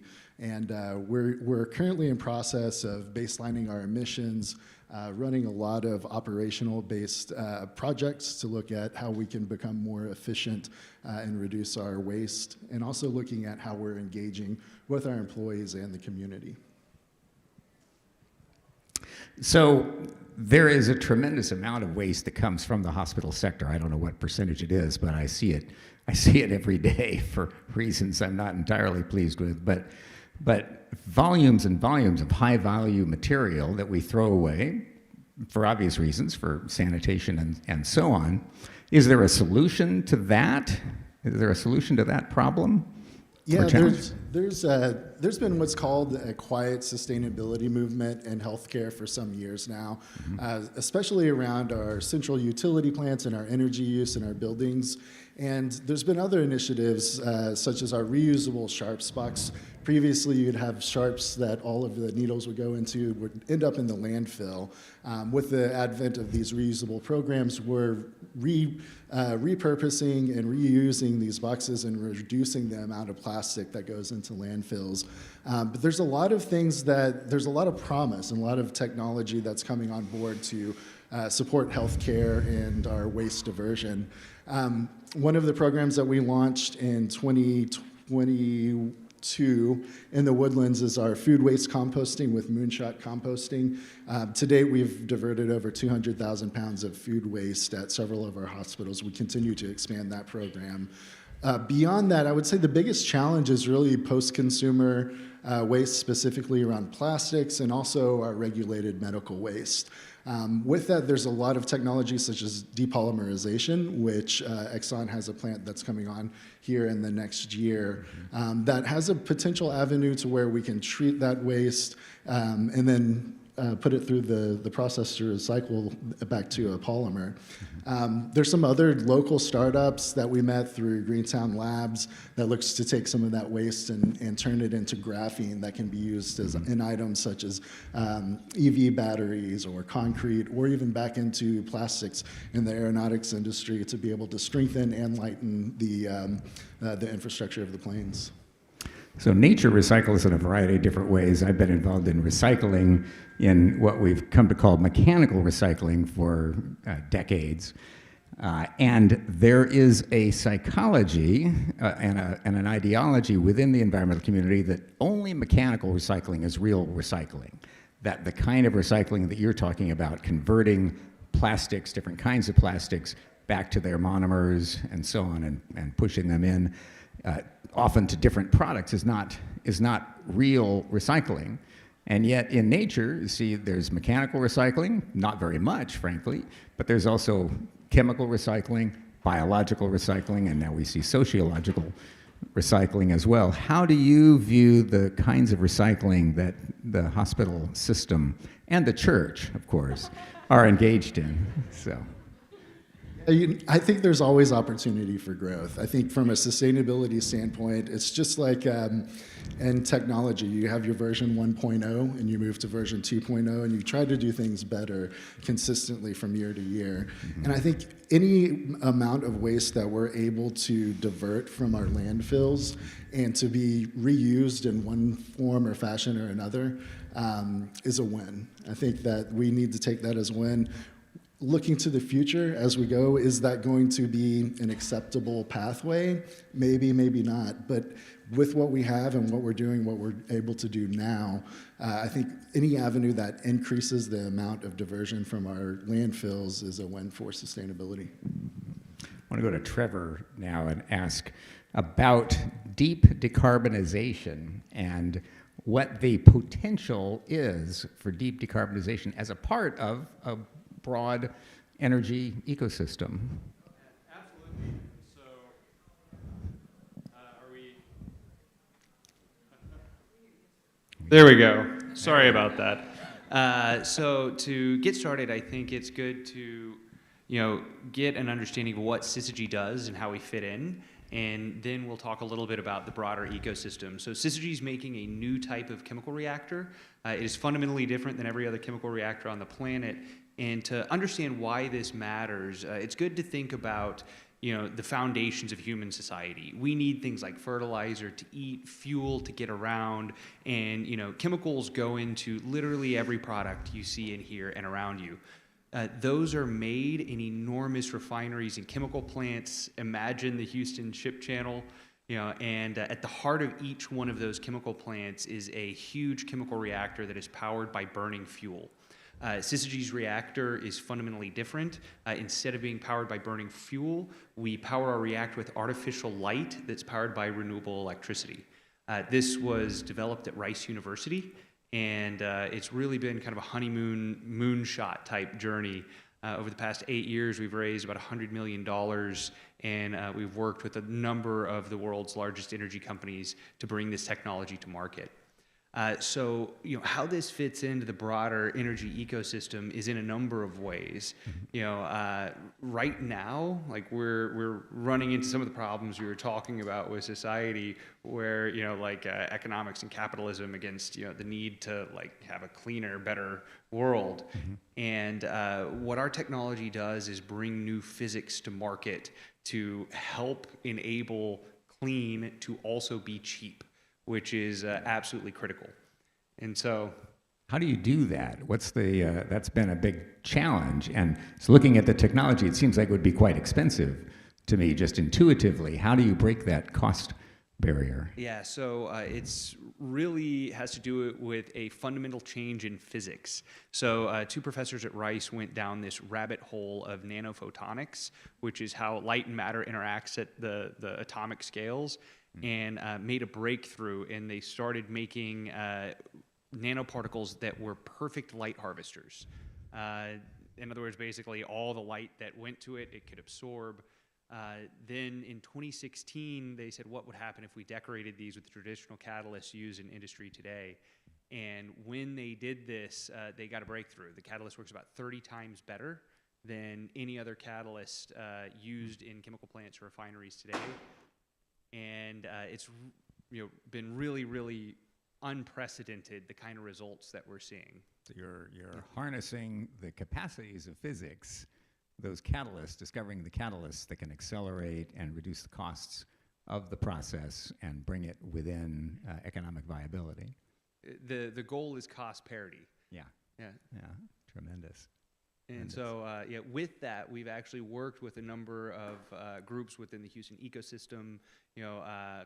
I've actually worked with the incubator in the Med Center to help bring other technologies about. And we've also worked with NASA in developing some of the aspects of our technology. So lots of collaborations across the ecosystem. So there's a lot of folks in the environmental community also, and when I say this, I don't want to generalize, but in all of the ideological communities we have, the right, the left, MAGA, woke, environmentalist, corporate, and so on, there are generally a set of people who are highly ideological and very loud, and then there's a set of people who are kind of, in the middle, confused, as we all should be, because reality is not as clear as an ideology would tend to make it. And so I would say the majority of environmentalists, by a pretty significant margin, are very hopeful of decarbonization and carbon capture and its potential. But they are inside a community in which the loudest voices say, this is evil, this is a bad thing, this is going to perpetuate the petroleum economy. How do you maneuver? Do you face that challenge, and how do you maneuver through that? That is an absolutely fascinating question, because when, born and raised in Midland, Texas, so I'm from, energy country. Oil and gas is in my blood. Joined the energy industry here in Houston. I have always, tried to see all different sides. And when we first started the company, we were focused on decarbonizing a process called steam reforming, which is getting hydrogen from natural gas. We would have a lot of the ideological groups, basically spit on us because we were willing to work with fossil resources to help decarbonize. In that, there was a big push for completely fossil-free energy, and if you actually look at the clean tech industry right now, it's kind of taking it to the face because they didn't really understand the economics of going completely fossil-free. And so what we've been trying to do since the beginning is build a bridge. And what we do is, make space for both sides to be heard without shutting anyone down. And what we found is that the best solutions come about when the two different sides work together, and our technology can marry the energy rich nature of fossil, which sits on one side, with the clean aspects of renewable, which sits on another, to bring about a process that is both cheap and clean. Beautiful. And if you don't marry those two sides, you can't get to the best solution. Beautiful, beautiful. So Elizabeth, I want to hear about Tricon Energy, and I also want to hear about the potential of Houston being the central focus of the world, of a few billion people in 2026 when we host the World Cup. Yeah, well, I'll start with what I call my day job, which is leading sustainability for a chemical distribution trading company, one of the largest in the world. And I have to respond a little bit to say it's a little bit harder to decarbonize than what you just heard in the chemical space, because these new technologies, bio-based, recycled whether it's pyrolysis, whether it's mechanical, very, very, very, very small volume of the total consumption that we have right now. Growing extremely rapidly. I love seeing that our sustainable products line is growing, you know, by several 100%, by 2-3 folds, but that's because it's starting from here, right? And there's a huge cost gap. There's a huge cost gap. So I want to be realistic. We do hard things. It's very hard to make this transition towards industrial decarbonization. And that's something that, from the collaboration standpoint, we sit in the middle of the value chain. So we work with chemical manufacturers, and then we work with the consumers of those materials. So whether that's a packager or whether that's a further product, a brand, and so on. And we see our role in the middle, you know, because I come from construction and engineering and oil and gas and mining in my background, and everything's asset heavy. So you can decarbonize an asset, but how do you decarbonize a value chain? And that's a totally different question, and it requires collaboration. And I'm gonna pitch one point that I always say from the financing, which is that if you look at the end use of something you buy, like if I buy this notebook, studies are showing that you could decarbonize this notebook by 40% for maybe 2% of the cost. I'll pay 2% more for a decarbonized notebook, right? But how do you get that 2% down the value chain? And so those are the kind of problems that we have to solve collectively, is actually figure out new systems and new markets that will allow for this sort of financing to decarbonize a system as opposed to a particular asset. So that's my day job answer. But then if we come to the World Cup, people ask, well, how do you get from chemical distribution and trading to the World Cup? And the answer is what we were talking about with recycling and materials. We're headquartered in Houston. We're one of the largest privately held companies here in the city. And we feel a responsibility to Houston, right? This is the city that has allowed us to grow. We were founded in 1996. We've grown from a little shop to, again, one of the largest companies. And so we have an obligation to this city. What are we gonna do to support the growth and sustainability of the city? And we kept coming to this recycling question where we're only diverting 7, 8, 9, 10, 11% of our waste in the city with the leading minds on chemistry, engineering, material science, and energy. You know, if we can't do it in Houston, how do you expect any other city, any other town to do it? We have to change that. We have to create a model for Houston that's replicable in the rest of the world. Cool if Seattle can do it, cool if San Francisco can do it, but if Houston can't do it, forget the transition, right? And so we said, how can we do that? And it turns out my CEO is a huge soccer fan. He's from Spain. I was sitting next to a British guy, and they said, hey, the World Cup is coming to Houston in 2026. Can we use that? Can we make a difference? And like you said, it's billions of eyes on this city. For those who don't know, it's the largest sporting event in the world. Billions of people watch it. Probably hundreds of thousands of people will be here live watching it. We have 7 games in the summer of 2026. So the challenge is, can we come together, public sector, private sector, NGOs, activists, educational institutions, research, innovation, and can we, with the deadline of 2026, make a tangible change, move the needle on something on sustainability? Yeah. And so we brought that ecosystem together. One of the lessons that I've learned that has had the biggest impact in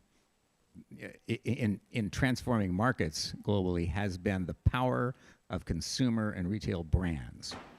That when you have the support of a consumer and retail brand, they have the leverage to drive change through the entire global marketplace. Even one major retailer or consumer brand can have that kind of impact. Now, the World Cup is a place where consumer and retail brands are present and as visible as they can be, and yet extremely careful about how they treat their brand.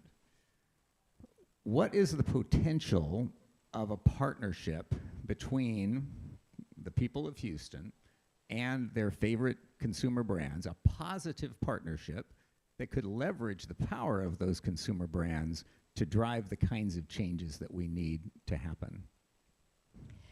Yeah, I mean, the first challenge is the limitations of commercial relationships in FIFA.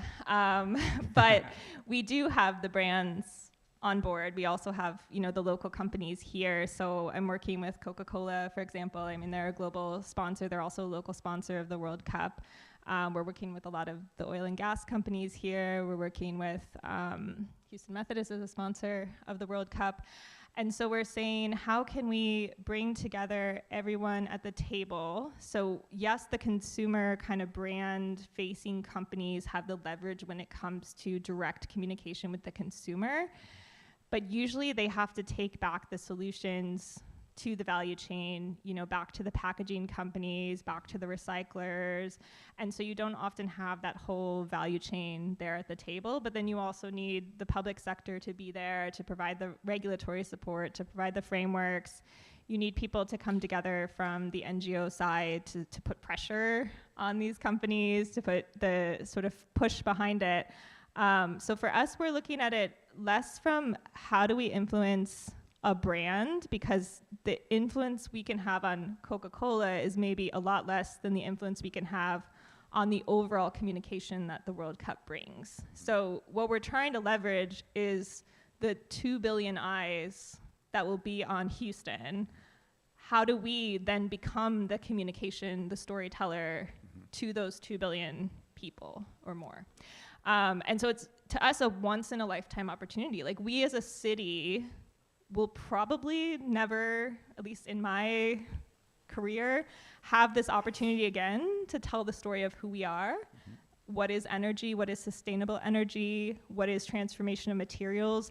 And let's not forget nature. I mean, you talked about that, but how many people in the room know how many unique ecosystems are in Houston? I'm pointing to Lisa.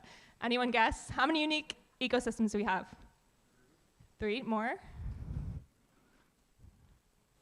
It's 9. Am I lying? It's okay. It's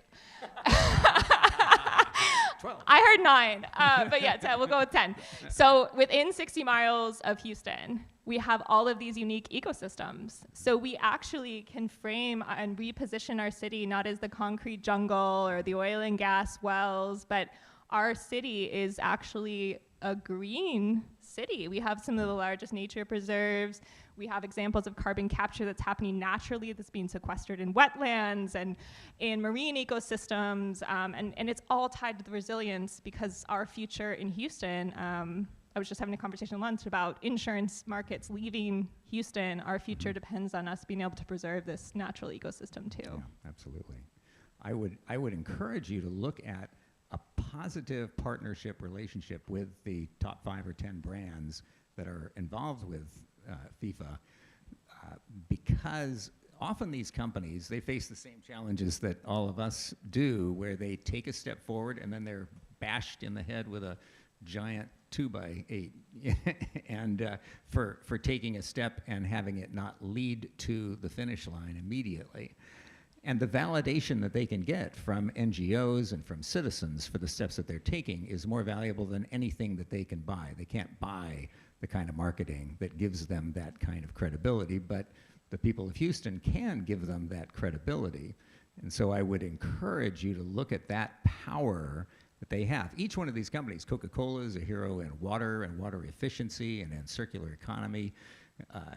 Every company has its area, and they have their internal champions that are always involved in internal politics about how much the company can do in that area. And when we strengthen their hand inside by making it safer for the company to take their steps, they take more of those steps. So I would encourage people to really look at that. What's that? I don't know if I completely agree with that, because I think that, working inside from the corporate standpoint, you need the push sometimes. You need the oppositional voice. You need it. It allows us to sort of meet in the middle. You have people within your own company who are always, no matter where you work, who are always going to be holding back, holding to the past. And then you have people saying, we don't want any fossil energy, but they're pushing you in the other way. And so to me, it's great to be in the middle. I don't know, what do you think of that? I mean, yeah, absolutely. Like, we got to work together. Like, that's how it works, is you get both sides to meet in the middle and compromise, and that almost always results in the best solution. I think I see it a little bit differently from my experience, and I've been involved in battles, believe me, all my life, but particularly early on, and I see a problem with the focus on that. Where you need somebody who's going to be attacking, so that you end up in the middle. That is an important phase in the process to wake them up. But often when you're in the middle, you're compromising 50% each way. You're not getting the really insightful steps forward that happen when you can actually trust one another and work together. So yes, absolutely. But the world has plenty of incentives for battle, for public battle right now. We're not, there's not going to be a lack of attacks. To the extent that we can be voices of hope and bring people together against the market, tendency, I think that we find that there is much more, that we have many more allies. In any case, I'll stop speechifying because I want to hand it to Adam at the Climate Group, one of the long-term leaders in this, and really the folks who started Climate Week in New York City. Tell us a bit about your history and focus and where you see this movement going. Yeah, sure. And thanks for having me here. It's my first time in Houston, and I'm having a wonderful time. So Climate Week NYC is the largest climate event of its kind in the world. It's our 16th year this year. We run it alongside the United Nations General Assembly. And Climate Group is the non-profit which runs it. And I joined in 2018 to run the 10th Climate Week. And then I ended up running 6 more of them, and I'm still there. And yeah, touching on some of the discussions that we had right now, that whole thing, I chuckled a bit when you were talking about the sponsorship piece, because it's like, oh, yes, they can buy that. Absolutely. It's not money can't buy. Yes, they do. I mean, look at COP. Look at, you go through layers and there's due diligence and things like that, but it is a fierce market. Mm-hmm. I think, in 2018, it was enough for a CEO to go on stage and say, "Hi, my name's Bob, and I'm the CEO for blah, blah, and climate change is real." And everyone would clap, and it'd be, "Oh my gosh, yeah, it's fantastic." This is real, yeah. That's just not good enough anymore. Mm-hmm. And then a few years later, it was like, we are going to invest $50 million into X, Y, and Z, and then everyone would clap again. And again, that's not good enough anymore. We need to see proper, solid implementation. We need to see complicated stuff. Mm-hmm. This is operational changes within companies, signed off at board level. That's the transition that we need to see. And the unfortunate thing that we have to deal with is that's so not sexy. Mm-hmm. Protesting in the streets or closing something down, that's a news story. Yeah.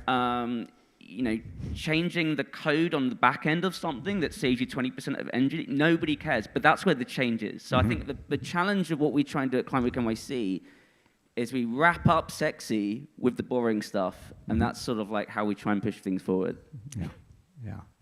Well, you've had a good record of bringing together people from different communities, bringing corporations and activists together, and you have probably the most successful climate convergence of people around the issue of climate in New York City. What's been the effect? Have you seen that there's a positive effect, or is it just a feel-good week?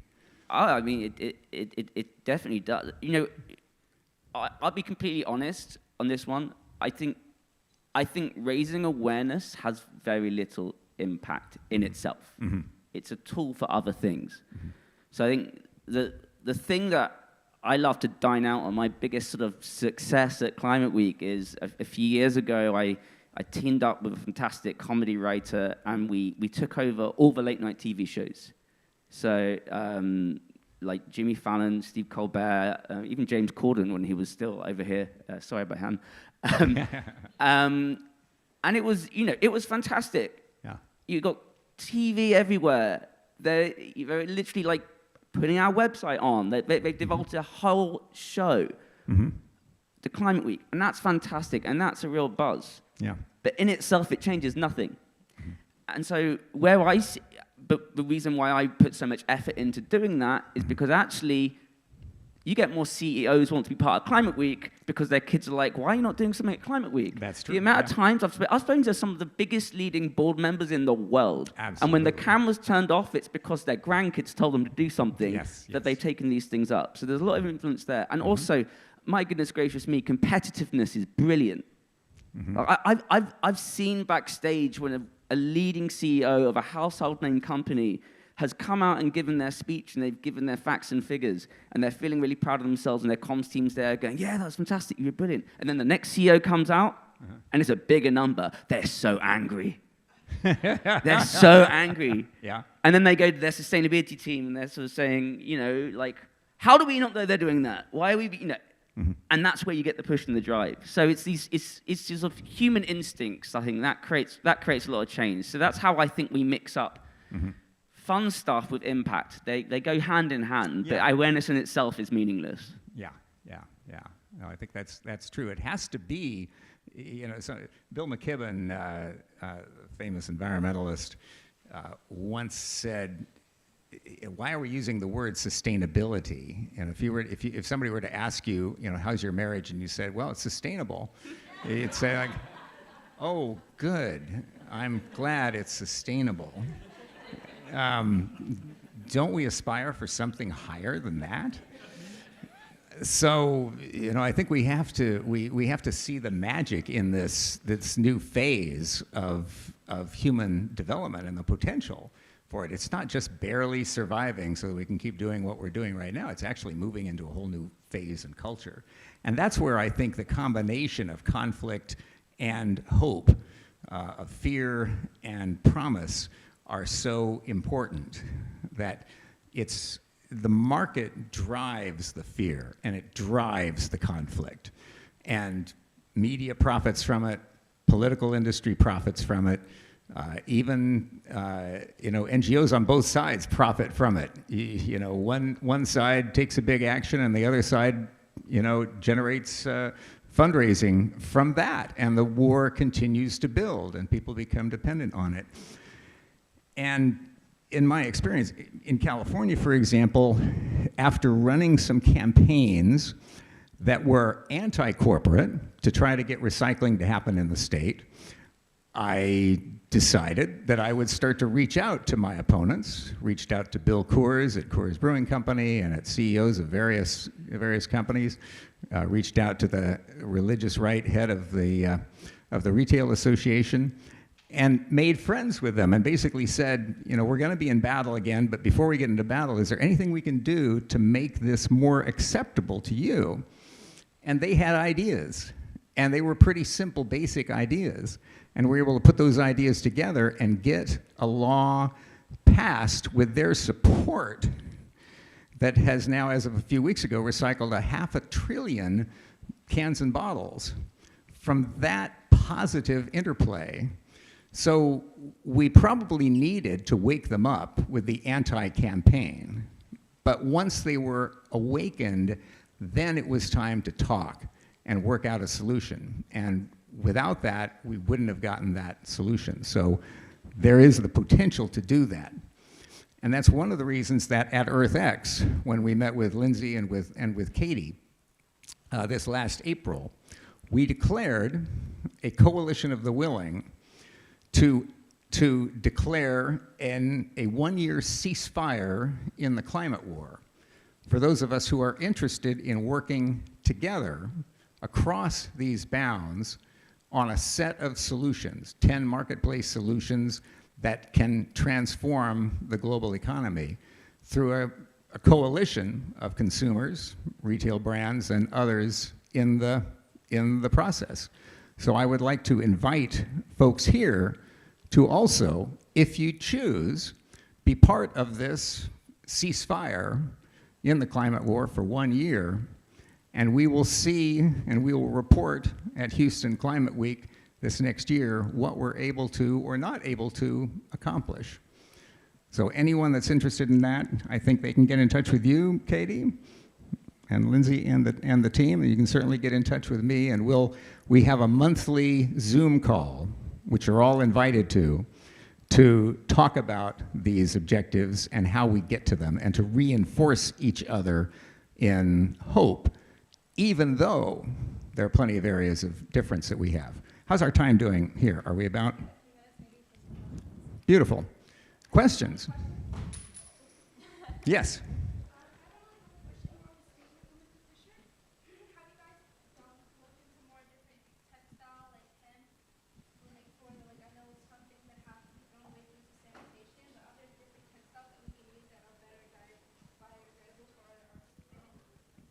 You know, that's a great question. From a laundry linen facilities, we have not. Our linen processor has a lot of technologies in place for water conservation and reuse and reprocessing. But and they also have a process for recycling a lot of the linens as they're rejected out at the end of life. That is a great opportunity for us to explore with that. I think there's a large, large opportunity to explore a lot of these other items. When we look across like medical devices, we have a lot of single-use medical devices that is a huge impact on our waste and waste production. There are opportunities that we have through medical device reprocessing. There are companies like Cardinal and Medline who have their renewal programs that we participate in with that. And I think there's an opportunity to continue to expand on that and also look at how we're reducing within the hospital. So reducing the number of order sets. And that's something that we've been looking at from, not from a sustainability standpoint, but just from an operational standpoint. Is this really necessary? Are we ordering too many labs? Is there a way to quantify, and especially utilizing AI to help drive that, to know when best to put in the order or when to hold off on the order? All of that reduces the amount of resources that we utilize on a daily basis. Yeah, my pleasure.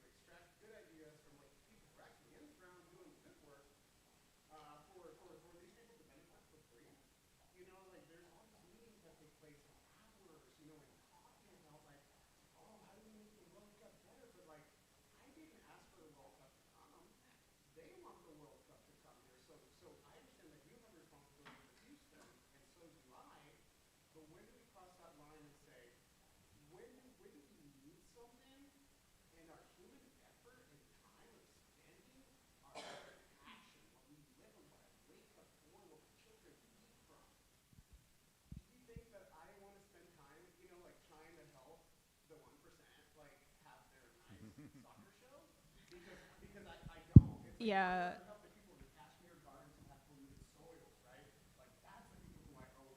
Yeah. Well, first I want to separate FIFA from what we're doing. So what you're talking about is the host committee and like myself, my company, et cetera, you know, we don't make any money. You know, the host committee spends $150 million of our taxpayers, we all are paying for the World Cup, right? We're paying for it. FIFA does not come in and give benefits to any of us. And that's the reality of how sports work. It's just like how businesses compete cities have to compete to get businesses to come. You have to compete to get the Olympics to come. You have to compete to get the World Cup to come. So that question of how the whole thing works, it's not the 1%, right? The people involved, and Lisa, I think, just stepped out, but actually the majority, you know, are not from companies in the coalition that's working on these World Cup plans. I spend my own time, that I'm taking away from my families, the same as you. It's just because I care. My company's not paying me to work on the World Cup, right? Like I work weekends on the World Cup. I work nights on the World Cup. I work very early in the morning because I care about Houston. Now I get to use my company's facilities and stuff to host, and that really helps, and my company is, very generous in that sense. But most of the people participating in the World Cup effort are from nonprofits, local business, city, county, schools, universities, students. So the whole coalition is entirely volunteer. No one is profiting. No one is doing this because they're making money out of it. They're doing it because they love Houston and they want to make a difference. Now, if you look to other cities who are hosting the World Cup, they don't have the same structure because they're not trying to use the World Cup to make that impact. They're using the World Cup just in the stadium. They're doing what they need to do. FIFA will come, they'll do their thing, and it'll go on. What we're saying is, because 2 billion eyes will be on our city, people who love Houston and have time, because it's not going to be everybody. I mean, that's the reality. We are going to come together and we're going to put our efforts into this and volunteer just like you would for Kashmir Gardens, just like I would for the city. And the goal is to, yes, raise funds. So FIFA doesn't give us any money, but we're going to go out and try to get companies to give money, get the 1% to give money that we can then translate into mitigating heat islands in very environmental justice communities, or to creating microgrids that can be sustainable, or to improving composting opportunities so that your business has an opportunity to grow after the World Cup. We're actually looking at a microgrant program that can help businesses start to compost as an example, but we would fundraise for that. And raising awareness so that people understand. I love your service, by the way. I use it personally. I pay my $10 a month, so I highly recommend their composting service, but a lot of people don't know about it, right? People don't know that you can pay $10 a month if you live in a certain neighborhood, I should caveat that, to get your compost picked up at your door, super easy. If you don't compost, please start composting. But we want to use that 2 billion eyes to raise the opportunity. So completely understand it's not fair in the sense that not everyone has time to give input, but some people do have time. So let's leverage it. Let's try to make a difference. Maybe we'll fail. Maybe we won't actually do anything. But I personally am going to put everything I have into Houston until 2026. And frankly, if we fail, I'm moving. So that's how it is. I think it is time to wrap. Is that right? So, woo! Yay. All right. Excellent. Thank you, everybody, for joining us today for a rich discussion. Keep the discussion going. Thank you, Katie. Thank you, Lindsay. Thank you, Juliana. Thank you to everybody with Houston Climate Week. I see a hand waving up here, and I always appreciate people that are determined to say what's needed to be said. So.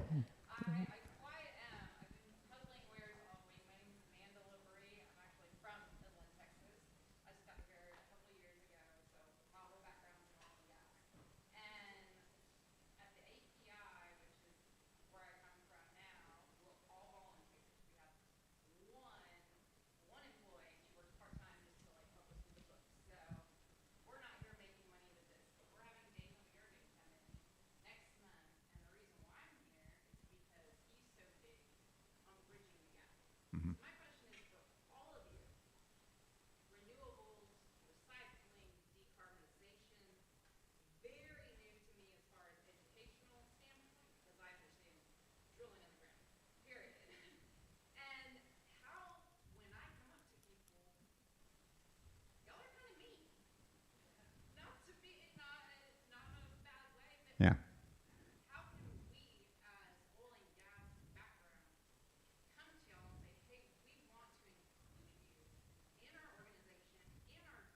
Mm-hmm.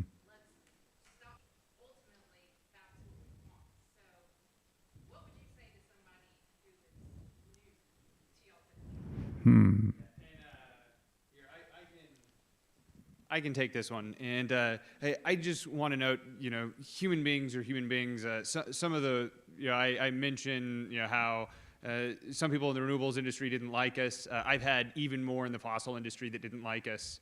I don't think it's, one is meaner than the other. I think that we have all become very polarized, and so you can't control others. The only person you can control is yourself. So bring your best self, and if the other person doesn't want to hear it, there's a lot of people out there working in renewables, and go find someone else. They aren't all great on either side, and if you want to get some introductions to some people who are really great to work with, I am happy to help facilitate, because we're here to make friends. Sometimes you end up doing business together, and if you go in to make friends and somebody's, pardon my language, being an asshole, probably not someone to be friends with or do business with. So if you love some great contacts in the industry, happy to help give them. Can I just, I'm just going to say one thing that I wanted to raise in the beginning, which is the best advice anyone ever gave to me. It's the 80-20 rule of everything in life, right? And so 80-20 rule with people in coalitions, like in the World Cup, 80% of the time we have like great people, great engagement, and then you have 20% of the time people saying, we don't want to talk to industry because we're an NGO, or we're industry and we don't want to talk to the NGO. And someone, told me a long time ago, just ignore the 20%. Just ignore it, because otherwise you're going to be obsessed. Like, if you're a perfectionist like I am, you're going to be obsessed with how do you respond to that. Just ignore that 20%, and it's on all sides, to your point. I mean, it's unfortunate, but I take more the NGO side or the sustainability side, because I'm in industry, and I see how I sit in meetings and see industry just bash the nonprofit world and bash the renewable energy world and bash all of this, and it creates like a visceral reaction for me, because we don't need to do that. We can come together. So yeah, just it's every side, but ignore the 20%. Can I just briefly come in from the non-profit side? Climate Week NYC brings together like 700 events. I'd say, like, also please understand like how damaged we feel sometimes too, because every year there'll be so many different partnerships or events that we either do or we don't do, and we get it from both sides. Like, I'm simultaneously a censor and telling people what they can and can't say, and also, greenwashing because X, Y, and Z is involved. And I really, really, really do believe that there is so much power in collaboration. I mean, just Katie organizing this event and asking me to come along is a great example of that. I met, I spend my life, I'm going to like exaggerate for effect here, but it was like, I spend my life trying to close down oil and gas, and last night I'm at a party with like Exxon and Esso and others. I made a joke about it being the wedding crashes, but but these conversations and these collaborations are really important, because we're all people and want to do great things. And I think, like, you were talking about the ceasefire earlier on, I think the biggest battle is actually these days, it's not the environmental lobby fighting companies. The real battle is between the sustainability teams within the organization and the departments that won't let them do what they're going to do. And so I don't know if we want to call a ceasefire for that, but I think we need to give everyone a hand and give everyone a bit of a break.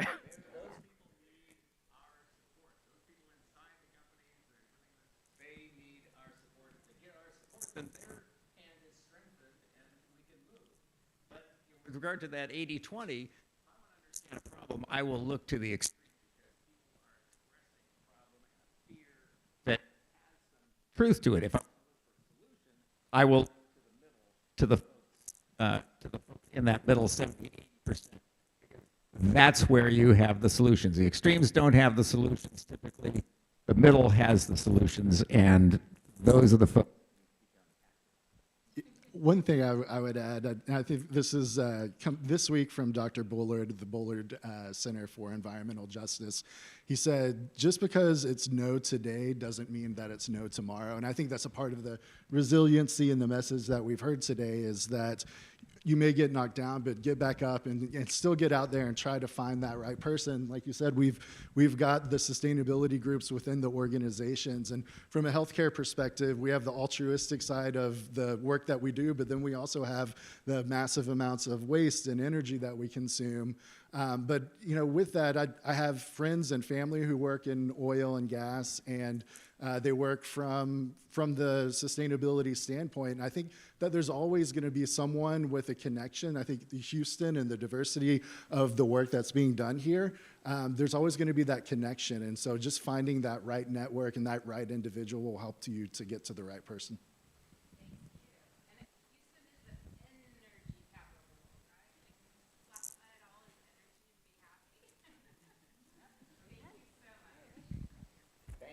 Continue these conversations.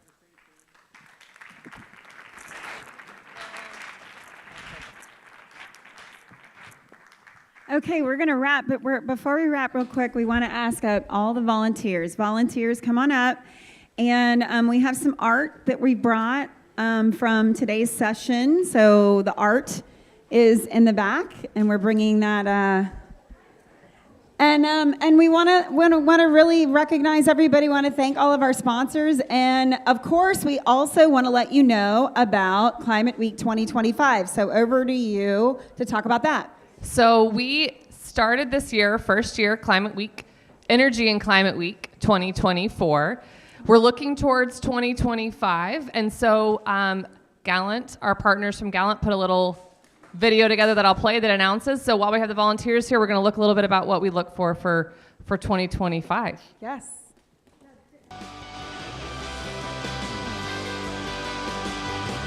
Houston shows the world how we do hard things. From innovative energy solutions to bold climate action, we've taken steps towards a sustainable future. In our labs, on our streets, and in our communities, we've made real progress.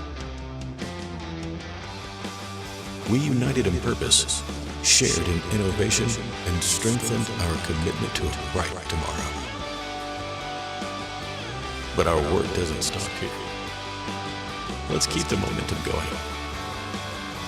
Join us next year at Houston Energy and Climate Week 2025 as we continue to do hard things. For Houston, for the world.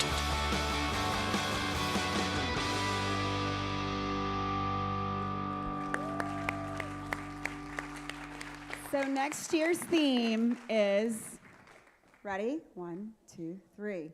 Unstoppable. Oh, wait. That's it. Thanks, guys.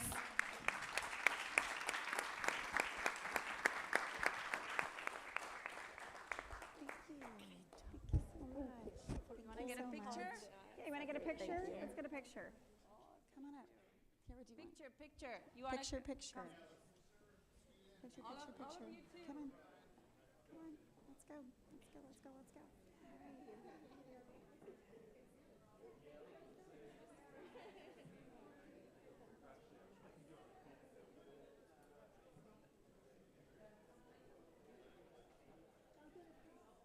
Come, everybody. Thank you.